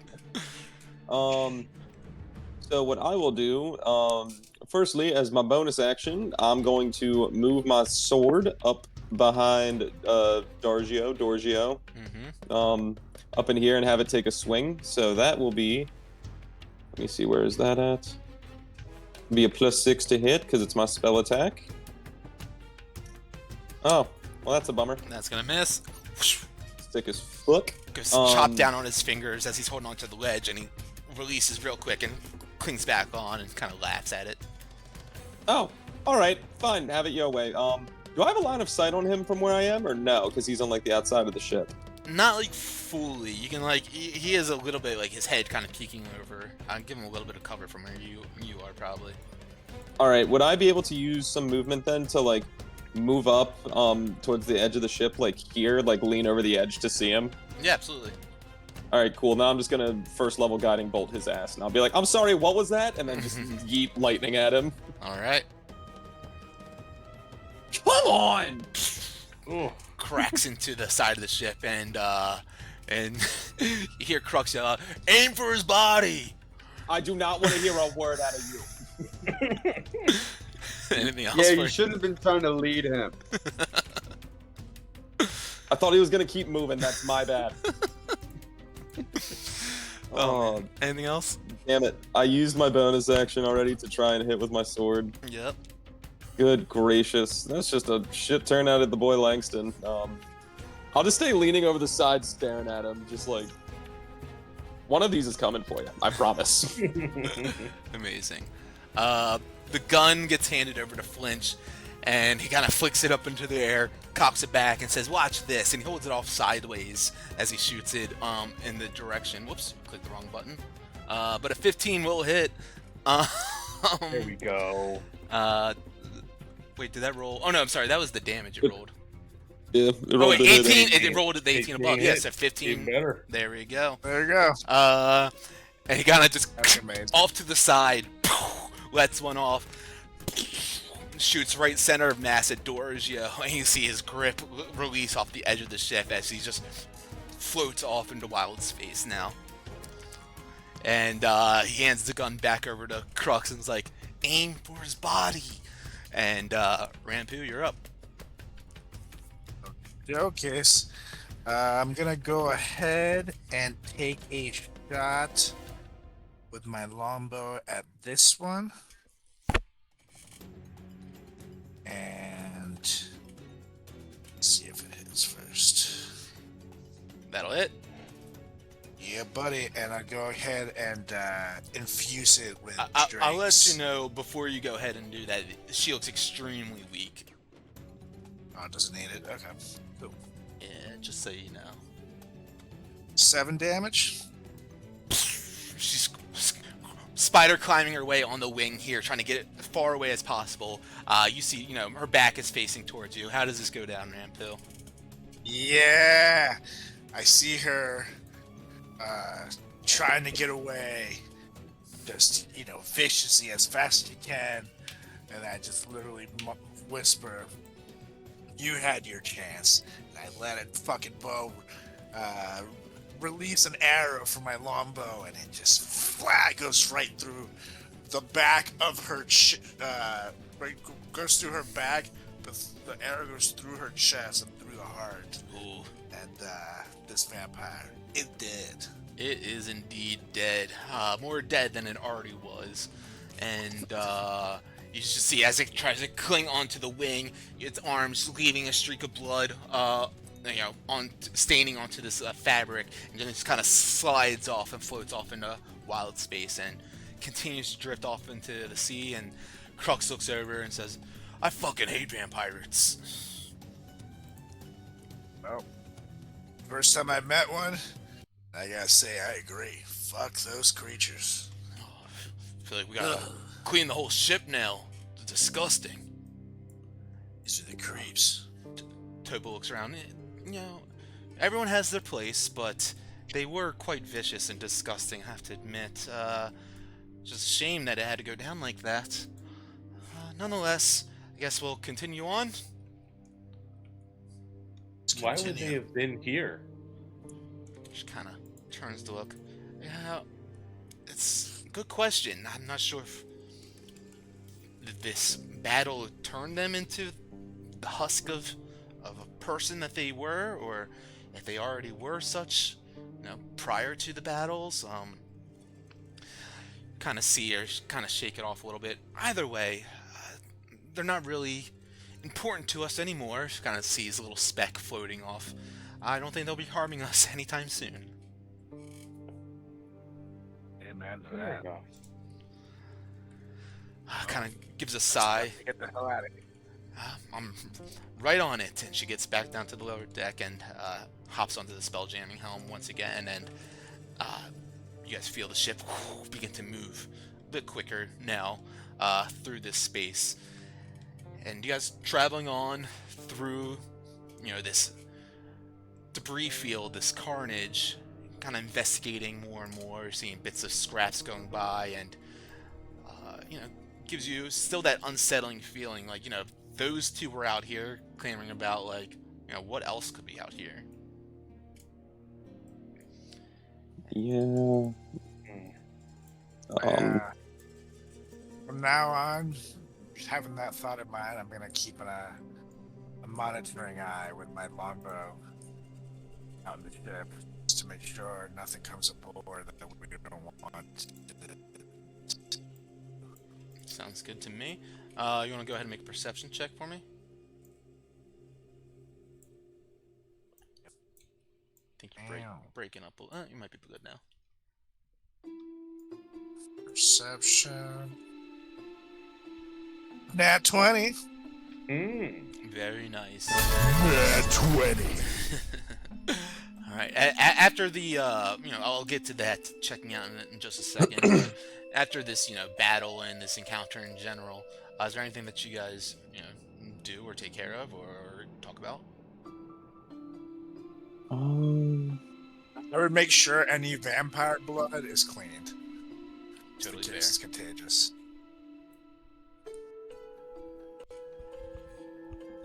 Is there anything I could do? I think...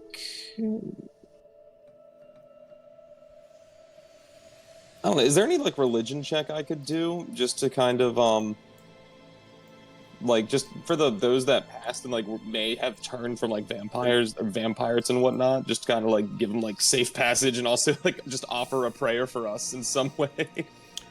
Not a check that you can do, but you can certainly, you know, offer that as, you know, I think your character probably would do. Yeah. Good with me. I'll just be like, here's to hope, and I'll just, like, light a very tiny candle and just be like, yeah, this is good. This is the blessing we need. You see Langston with a very small candle in his hand. Love it. You guys would look over and see that Crux and Flinch are having a conversation, and Flinch, like, is patting him on the shoulder, and they seem to be having a little bit of heavy conversation, but you guys can't hear what's going down as they're on the back of the ship currently. You're going back and forth, and Flinch, like, looks up at him and, like, reaches off to the side and grabs his gun off his hip and, like, shows him a little bit of, like, okay, and then hands it back to him, and you see Crux, like, try to, like, do the same thing and everything, and Flinch just, you see him put his hand on his face and shake it a little bit. They're clearly having some sort of conversation back there. Oh, good gracious. Do I see like any like large pieces of like scrap wood or metal floating? As you look about, you definitely see bits and pieces of debris and, you know, planks from ships and things like that have definitely, you know, you could probably grab if you wanted to. It'd take a little bit of work for sure, but... Yeah, you know what? I have some hempen rope that I would kind of make a little slip knot with. Swim out and like tie it off to this like this large piece of scrap metal, preferably. And then swim back and then pull it in if possible. Okay, so your guys' ship is currently moving, and yeah, I mean, you can certainly try to do that if you want. You'd have to go ahead and push yourself off the ship and begin to project yourself into space a little bit and swim around, and then you're trying to get out, you know, kind of float and grab something, essentially is what you're doing. Yeah, pretty much. And with the rope, you're using that to grab the item. Yeah, to reel it back in. Okay. All right. Go ahead and make a acrobatics check. Acrobatics check. 26. Good for you. Nice. You see Manto kind of go up to the edge of the ship, and 4 arms put in front of him into a diving position as he leaps out into the astral sea, swimming about. You looking around, you see planks of wood and broken crates and boxes of sorts, looking for something metal. Go ahead and make a perception check for me as you're floating on out here. 26. 26. Nice. A little bit of a glint of light reflects off of something, a little bit of starlight reflecting off of something and catches your eye a little bit in the distance, maybe 50 feet away from you, as like it looks like maybe like a steel bar, like a rebar or something like that, used for some sort of structural use. Would I notice any large pieces of metal, like scrap, not rebar, like like sheet metal almost? Pushing by a little bit further and further past that, about another 60 feet or so, you hear Ah.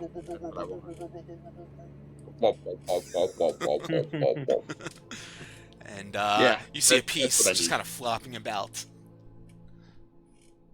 Yep, so I tie the rope off to that and start swimming back and pulling it in. Okay.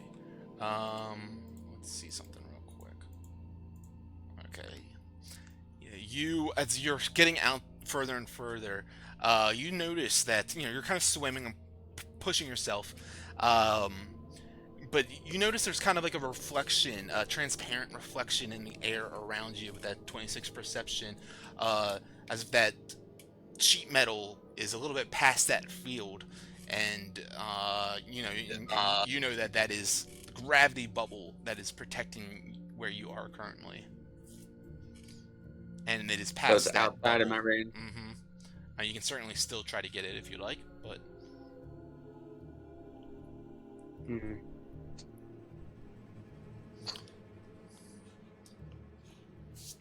Am I allowed to know what happens if I go outside the bubble?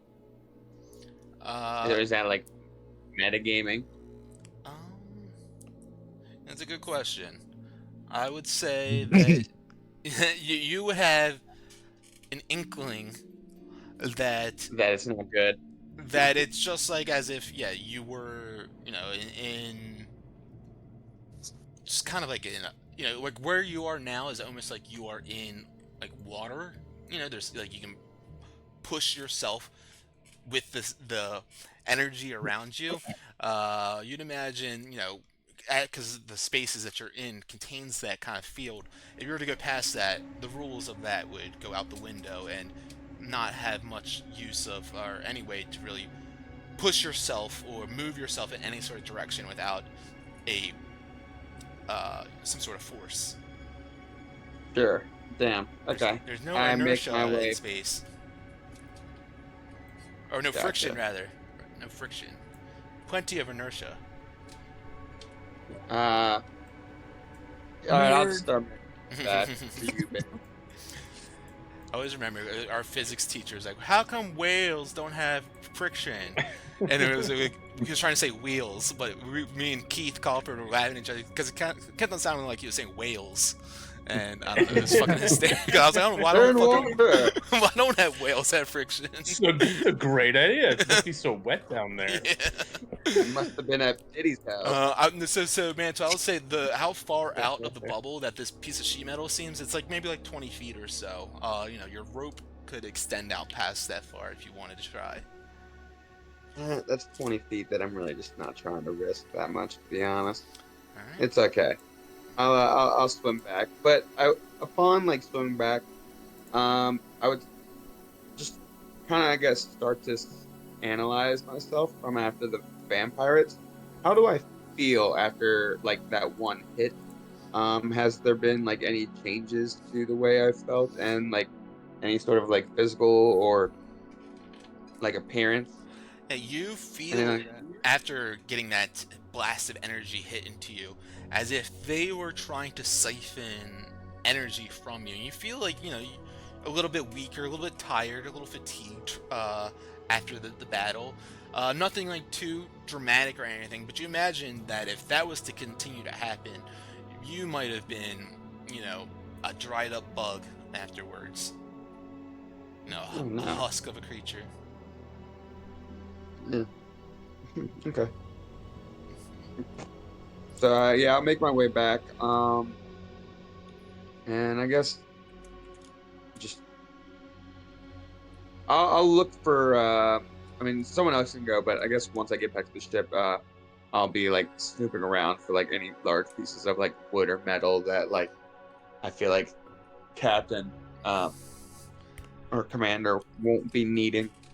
Yeah, I mean, on your way back, you see like the top of like a crate, you know, like a wooden crate. That'll do. We'll Okay. take that. Perfect. Grab that, bring it on back to the ship. And just in time, too, because you see Rampu looking out back, like, you know, all in the direction. Was there anything else anyone else wanted to do before I jump into this? Cool. You see Rampu kind of looking out, you know, this great perception, nat 20 on that, looking all about to make sure there's no danger, especially around Manto as he's getting further and further out there.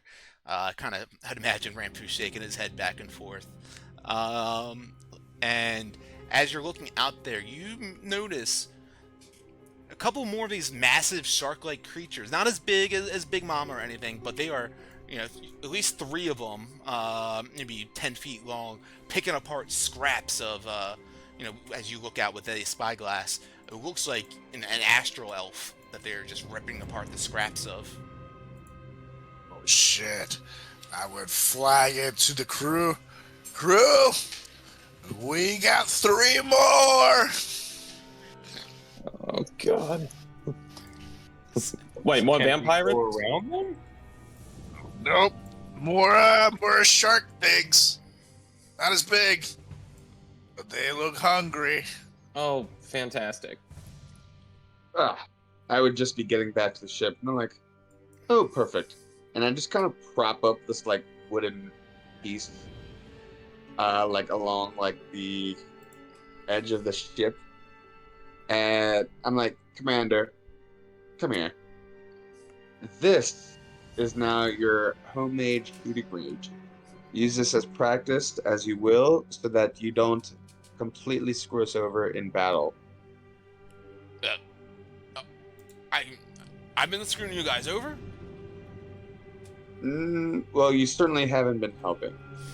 I mean, everything's been going fine. I mean, what are you talking about? I got that eel for us. It got us sashimi for dinner. I almost got killed by a rogue shot that you took. That's, you know, Sashimi's almost. pretty awesome. Points over at Rampu. You'd be thankful for what you got and not what could have happened, right? I like my life. Yeah, something like that. Yeah. Yeah, man, so I apologize. I appreciate the sentiment. I think, honestly, kind of lets out a burp. I think the issue is I need to stop smoking all this space weed. Oh, That could be part that's of it what's too. in that? Yeah, of course. What did you think it was? All this time. Oh my god. You could have shared with the crew, huh? Oh, I've got enough for me, but not to share around. I mean, if you guys want to throw down on it, maybe we can, you know, get another bag. Not the time. Okay. He looks back. Scavers. We need to deal with them, or maybe, I don't know. Should we? Kind of look like they're a little distracted right now. Yeah, we could just try to get away, to be honest. I think that might be wise. Yeah, they're If we not don't doing have any to. harm. Yeah. We don't have to. And it looks like they're enjoying a nice lunch. Which, to be honest, it's making me a little hungry. How's that sashimi coming along? Chef Crick? I can go down and make something if you don't think I'm needed up here. As I look around at, you know, just the complete shithole that is going on up here. I think we should definitely try to get around these sharks creatures discreetly and quietly. Alright. Crux goes on down and gets to the top of the deck, down to the, at the top of the stairs, and yells down, "Hey Topla, we got some scavers up here. How about we you know, hook a little bit to the right, a little bit due east, and navigate around them. Try not to get off in that mess." Aye, aye, Captain. She yells up, and you see him walk back with a little bit of smile after she says that. And all right, we're gonna try to navigate around them, and let's see if she in fact can do that. Let's see. Oops, advantage. Oh, great. Okay. So as you guys are taking the ship around, the scavengers aren't too far away from you guys as Crux goes down to go tell her. You guys are getting closer and closer as, you know, time goes on by, and he comes up, stopping back a little bit excited. And as he does, you guys see that these scavengers, she really hasn't deviated the course too much. They are maybe 20 feet, 30 feet away from the edge of the ship now, still gnawing on these scraps of these astral elves. But as you guys begin to drift closer and closer, one of them quickly turns its head and looks in your guys' direction. Anyone do anything with that? I get ready with my longbow to aim at it in case it lunges at us. Oh god. I would try to be like, hey, we're just passing. Keep on doing what you're doing. All right. That stinks. Yeah, you I was say gonna do something, that- but this it seems to be only no applies to reaction. humanoid. No reaction from that. Nice. Cool. No spoken languages. What were you saying, Langston? I was gonna try to cast a spell, but it says each humanoid, and I don't think sharks would qualify for that. I don't think so. No, okay, well, you gotta ask. Never know unless you ask. Cool. So I'm just gonna be like doing a princess wave as we go by. Like maybe they'll think we're friendly. Oh, that's a good idea. And Just so a all my princess arms are waving. Oh, perfect. See, look, we're so friendly. We are so friendly to the scavas. Scavas? The one Babies. the one that notices you guys, the other two are still like ripping apart, like sharing like a leg and trying to like tug of war it right now. The other one comes swimming up in your guys' direction, noticing you guys, and as you're waving over to it, it's got its massive gaping maw and its eye fixated on all of you guys. Langston or Manto, do you guys do anything with that? Or anyone? Rux, now is your opportunity to practice shooting if you'd like. If you I think will- we're becoming I'll in bet. danger. He looks back, I mean, should I? I thought we were trying to maybe just get away from him, but down to Maybe fight. he's just curious. Comes up and swims over the edge of the ship, and hovering above you guys now, all up in your space, and smelling each and every one of you guys. As he gets closer and closer, it seems like you can see hanging out of its mouth a little bit of a piece of metal, actually, that you would notice, Manto. Oh, metal. Perfect. And it gets closer and closer, and do you guys do anything else in this moment? It begins to circle around you guys. Do we just let it do its thing? Stand still. I have my bow and arrow pointed at it, but I'm just watching right now. If you don't move, it can't see you. It's totally not true, Crick. If you don't talk, it can't hear you. That one's a little more factual.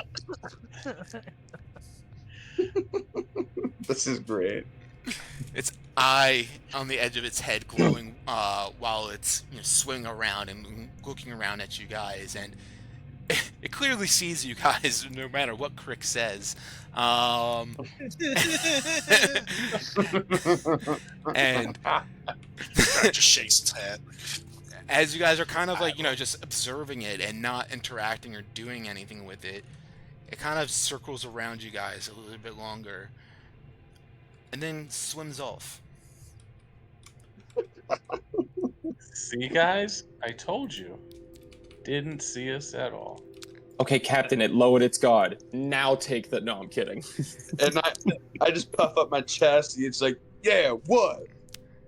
And as it swims back, you see it goes back up to the other two, and its eye stalk moving back and forth to the two of them, and then the other two's eye stalks gleam up right in your guys' direction, glowing white, and the leg that they're playing tug of war on releases out of their maw as they all begin to swim in your guys' direction. Oh, god damn it. Nobody move. And I need Rick? everyone to roll initiative. God damn it. Run for your lives. That was awesome. Rick, you absolutely lied.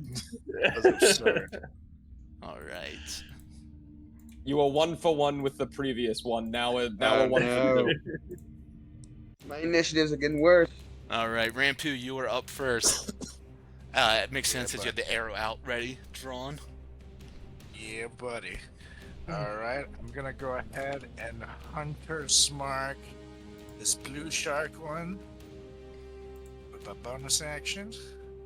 And I'll take a shot at it. Boom. Oh, fucking that one. Oof, rough. Yep. I gotta get myself the space out.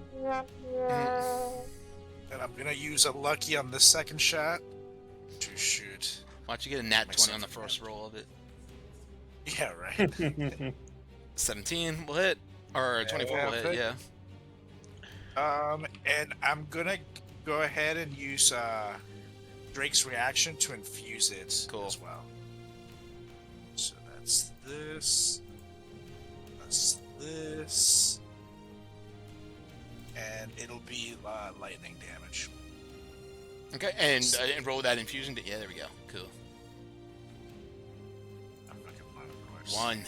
Very nice. Anything else? 13 damage. That's it. Cool. And do you want to do any movement for Jake or yourself, or good? I'll stay put here, but Jake will move over by me. Okay. Sounds good That's to it. me. This Scaver right here will come swimming up to Langston. Big gaping maw, chomping down right on him. 17 to hit. Oh, that will do it. I'm gonna op attack him. Okay. You'll take 7 points of piercing damage as it bites down on you. At 16 hits. Nice. 5 damage. Whoops. As Crick smacks him with this hit. Was that a sentinel? So Yes. Movement 0. Moving 0. Okay. All right. It gets punched with this hit. A little bit of thunderous energy roaring throughout it. And that brings us to you, Crick. Oh, and the Alright. shark I hit, his movement gets moved by reduced by 10 feet. Good call. That's helpful for this. I look at I see these sharks swimming around us, and as all this is happening, I pull out the jug of Big Mama blood, and I let just like a drop simmer in the air, and I walk through it so that they can smell me. And then I just turn around and punch this one in the face again. Make an animal handling with advantage. It's It's not really animal, though. It's monstrosity. I forget what that fits under for this now, but Monstrosity handling. 12. 12. All right, cool. Good to know. All right. Go. I'm gonna pop this guy again. 14. 14 hits. Nice. It's an 11. And then Monstrosities are on that- Arcana, actually. Oh, that's it. That would be plus. Add 5 to that Okay, cool. because you can use the same roll. I have a +6 for Arcana. Good, good. And then so he's got disadvantage now, but yeah, he's next to Langston. So I step back and I whack him again. All Just right, whacking this guy off. just whacking them off. 12 hits. 12. Nice. Just hit. That's their AC. Boom, boom, boom. Correct. Boom! That's Punches the this deal, one. It falls out of the air, convulsing on the ground. A little bit of like nerve reaction still left in there. That thunderous energy causing that twitching, but it seizes and dies. And then I just kind of go right to the edge of the boat, right, looking at both of them as this big mama blood just wafts around. All right. This yellow one up now comes swimming up to you, Crick. A big old maw trying to chomp down on you. Let's see if it hits you instead of Big Mama. Of course it does. There we go. A nat 20. No disadvantage on this one. Yeah, right? Nice. Max damage, so 19 damage on that. As it bites onto you. And this is the one that has a little bit of metal hanging out of its mouth, too. It's got a big old bite on you. You can tell that this one's got a taste for flesh. Actually, maybe for metal, now that's biting onto you. And it's got metal in its mouth. The blue one, though, after getting struck by this hunter's mark and this arrow piercing into it, sees that you guys are not an easy target, as it thought it was, and starts to dash away using its full dash movement to get the fuck out of here. That's 50 feet of movement. And Manto, you're up. That was with the reduced 10 feet. And Manto. Alright, I'll just Psychic Blade the yellow one then. These tribal drums are nuts. Right? 11 misses, is that right? 11 does miss. Bam, boo. Alright, bonus action, Psychic Blade. Fuck. 9. So does a 9. Crux Still- looks over, gives you an elbow and points over to the wooden board that you just set up. Thank you. Anything else? Actually, I need to add him to the combat Not- tracker. That's it. I just want to see him take his shot. Yeah, he'll end the round. I forgot to add it to the combat tracker, but Langston, you're up. Sweet. What I'm going to do is, because I can see we're all kind of looking a little worse for wear, I will do a mass healing word, which I will use. Let me see. It's 6 creatures, so I'll do myself. 1 sec. I'll do myself, Manto, Crick. I don't know if Commodore's been hit at all. He's good. But I will do him as well. Is he good? Yeah, Then mostly just those who need it. So cool. we get 2d4 plus 3. One of those was a 1, which I can re-roll. Still a 1, sick as fuck. We all get 6. Do it again. I don't think I can. I think it's just the once. It's like lucky Ew. half, Yeah. or you just it's the first one, and if it's still in that one, then it's like that sucks. All right. Anything else for you? I'm not. That technically could have been a bonus action. Fuck it. For that being the case, I will toll the dead this yellow one Okay. that's on the edge here. Wisdom So that's to save. make a Constitution. Oh no, it is Wisdom. I was looking underneath it. That's a 7. Has it been hit at all yet? It has not. Okay, so then it's just 2d8. 7 damage to it. Cool. All right. Okay. Anything else for you? I think that will do it for Langston. All right. Crux with his musket out. He goes. He's got it loaded up, and he's pulls back the hammer, and he let's see if he can get a hit. At 21. Hey. Crux lets off the shot. You hear a nice explosion as he does 4 points of damage to him. Not too bad. And Got it. takes another shot as he loads it up one more time real quickly. 11. Well, just a miss. It's like, so it was better that time. Looks at you, Manto, as he says that. And I just turned back with a little smile on my face. love it. Rampu, you're up. Where was the blue shark that I have Hunter's marked? He's pretty hurt. He's bloodied for sure. Very nice. Well, I even though it's running away, pisses me off that they came at us to begin with. So I'm gonna move on up over here, Move on up. and Jakey will come with me, and I'm gonna take a shot at it. Let's do it. And I'm gonna give myself lucky to get advantage on it. Okay. There you 24. go. And That'll I'm gonna hit. use Jakey's reaction to infuse it too. Okay. And that's 9. Well, how about that? 9 is exactly what you needed, actually. So you don't need to use your Oh, reaction. so I will not use anything. Yeah, buddy. Yeah. As he's swimming away, you see his tail trying to carve through the air, the wild space to get out of here, and your arrow goes flying through there and hits him right in the back. You hear a little shrieking sound as it keels over, and he's dead. Very nice. Well, we'll use my bonus action to reapply Hunter's Mark on this yellow one. And then I will take another shot. Nat 20, motherfucker! There you go. That one will hit. Yeah, buddy. And, yeah, first things first. 20. That's right. Okay, so it's that. Max damage plus. I'll use the infusion on that. Well, you don't need to. So go ahead, and how do you do it? Yeah, buddy. So I see the blue shark running away. I see this one, and something in me is just like, you don't fuck with the Stormbreakers. Ah!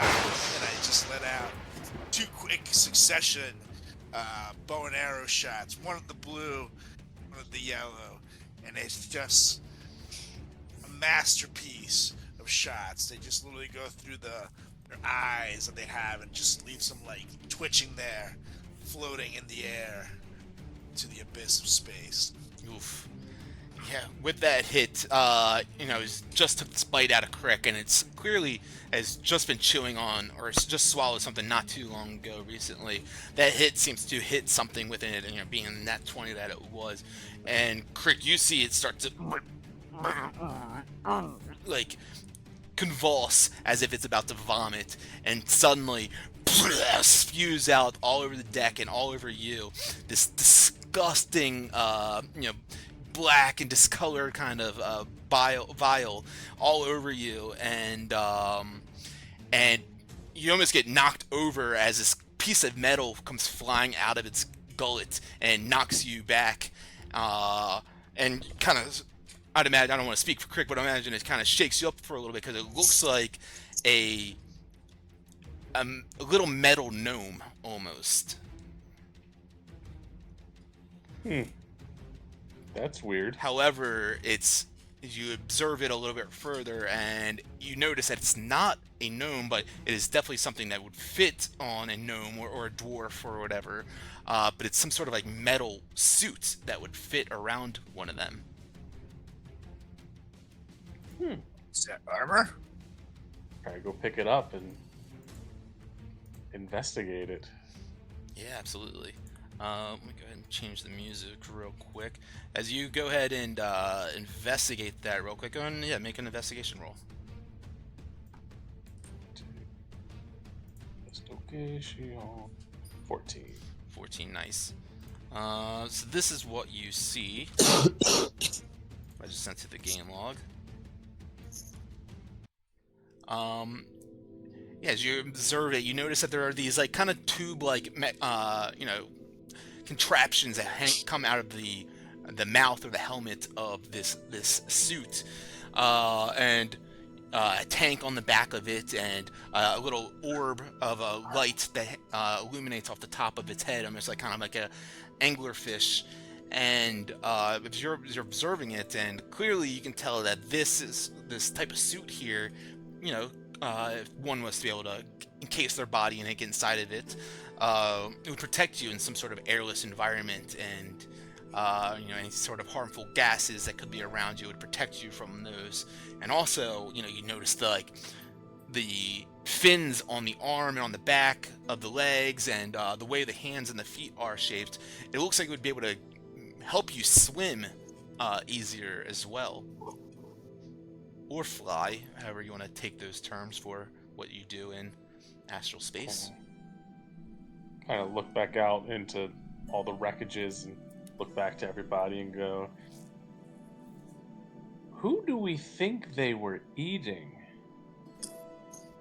I go and like, if I pull the hood off, is there like a body in it, or is this thing empty? Yeah, you go and pull the hood off of it, and inside, you see a partially digested dwarf skeleton.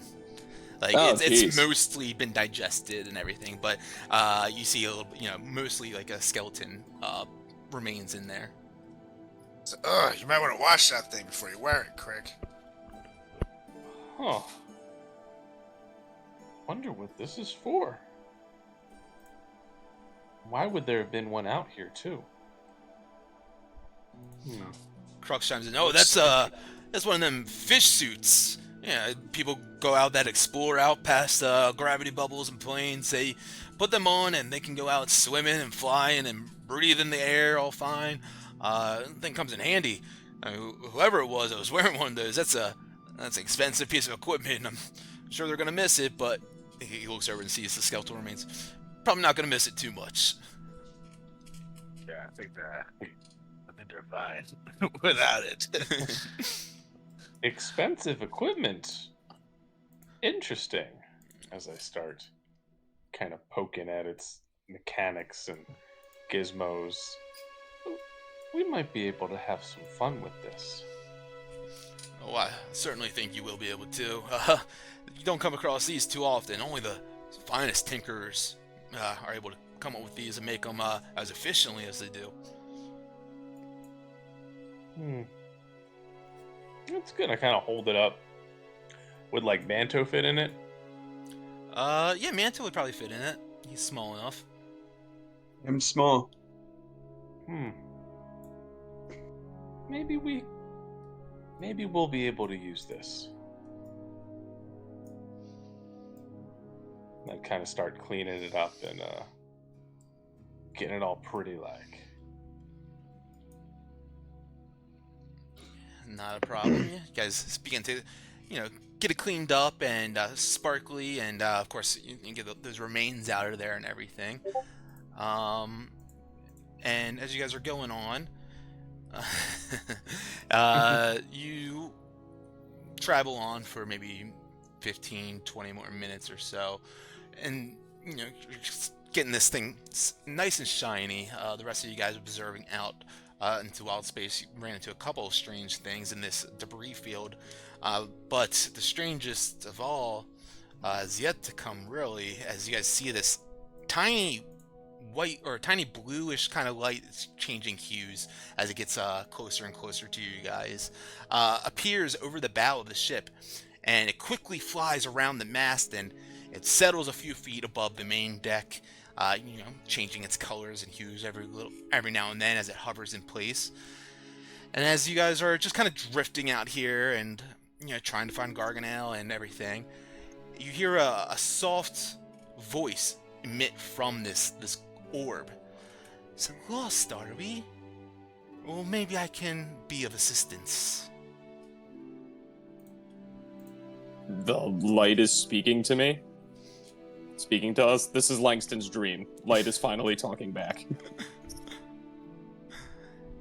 See, it's changed Pull to up the blues bow and arrow, yeah, purples. and I'm like, Yeah, I was gonna say, I'm like, Rampu! I don't trust this. So, you see it kind of zip around a little bit. Try to hit me! Try to hit me! And then it stops. I'm just teasing you. I can be of help if you all need it. Last crew that tried to help us turned out to be a pair of psychopath vampires who try to eat us. So how do we know we can trust you? I know of said vampires and all of the knowledge of this battlefield and Garganel's fleet and what happened here. Do eh? I do. So why don't you, yeah. Well, wouldn't you like to hear it from the horse's mouth himself? I could take you to Garganel and his rendezvous point if you'd like. Do you have a name? Horses are not known for being great conversationalists, but sure. We'll go with you. A name is not of importance to a being such as myself. But I can take you on. I'm sure Garganel, would love to have you all join his forces, of course, for mutual survival purposes. As it kind of drifts out to the debris and drifts back, as you can tell, is in the utmost importance. Let's do it. Can I like gesture to Manto and be like, do you want to check in with Topola real quick to see if this is a good idea? Since you got the head speak. Yeah, I don't think it's a bad idea. Hey, I kind of look around for her. I kind of see her all the way in the back. I'm like, Topola, can you come check this out? I'll be right there. Should I be prepared for anything? Yes? I don't know, we got this flying little light orb. Apparently has information that might benefit us. We don't know what to think of it. I'll be right there. You hear like a little bit of like urgency and like questioning in her voice. Not much longer. She appears up on the top deck, seeing this color-changing orb in front of you guys, and she looks over at you, Manto, and then looks back at it, and in your head you hear her say, "It's a will-o-wisp. Some sort of fey undead energy. Typically they try to siphon life force from certain beings, but that may be why it's out here, as I mean there is a lot of energy to siphon from the battle that must have taken place here." She's saying this in your head, Manto. So it almost sounds like it's similar to a vampire, but it's a light. Not really to be trusted. I wouldn't say that. And she kind of looks back at it to observe it real quick, and then thinks back in her mind, to you, of course. I don't see it being any sort of threat to us. Wouldn't dare to, as a single will-o-wisp, act upon a whole ship. I think maybe we should try to learn more. Understood. And I would kind of then turn my attention back to you, and I let everyone know in their heads. Try and get a little bit more information about Get a little bit closer to this your light mic. orb.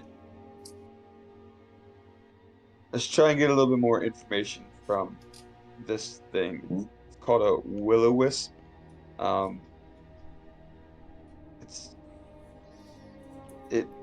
If it has information, Topola said it might be worth, getting to understand it more and maybe take it up on the information that it will provide.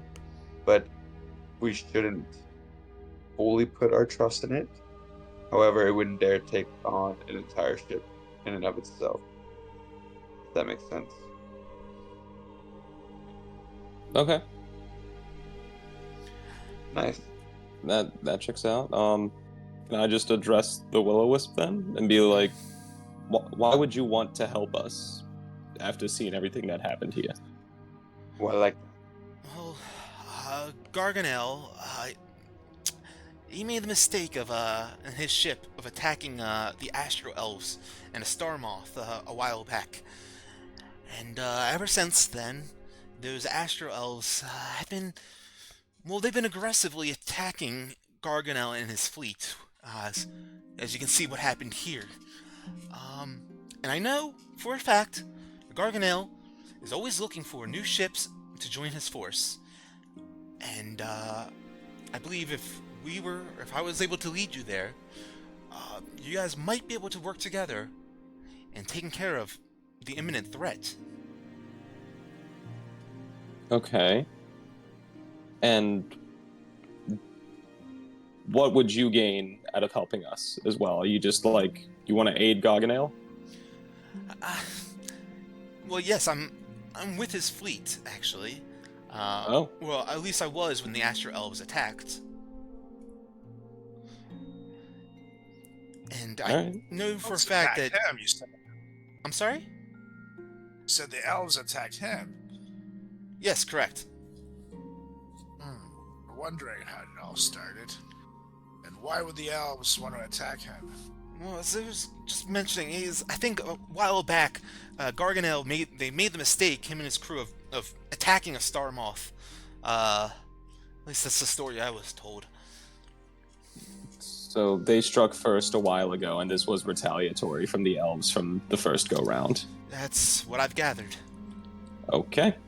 Not great then. God, these elves. These elves do seem to be vengeful folk, so... Yeah. My God. It's like poking a hornet's nest. May I just roll a general...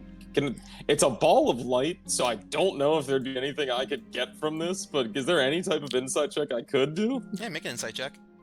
Alright. Yeah. That was an 8 tickle you.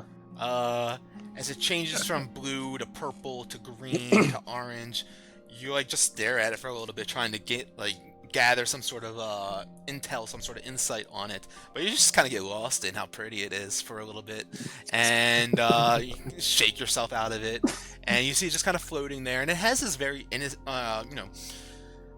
like softness to it. I was gonna say innocence, but it's like very like gentle in this moment as it's trying to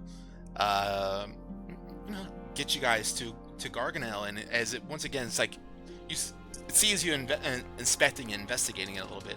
It says, "I promise I mean you no ill will. Garganel and his fleet, they are just a short travel away. And if you don't like what you see, you can always turn back. But I do think another powerful ship as yours, combined with theirs, could be very beneficial for everyone." You know, it might just be the color of this light, but I buy it.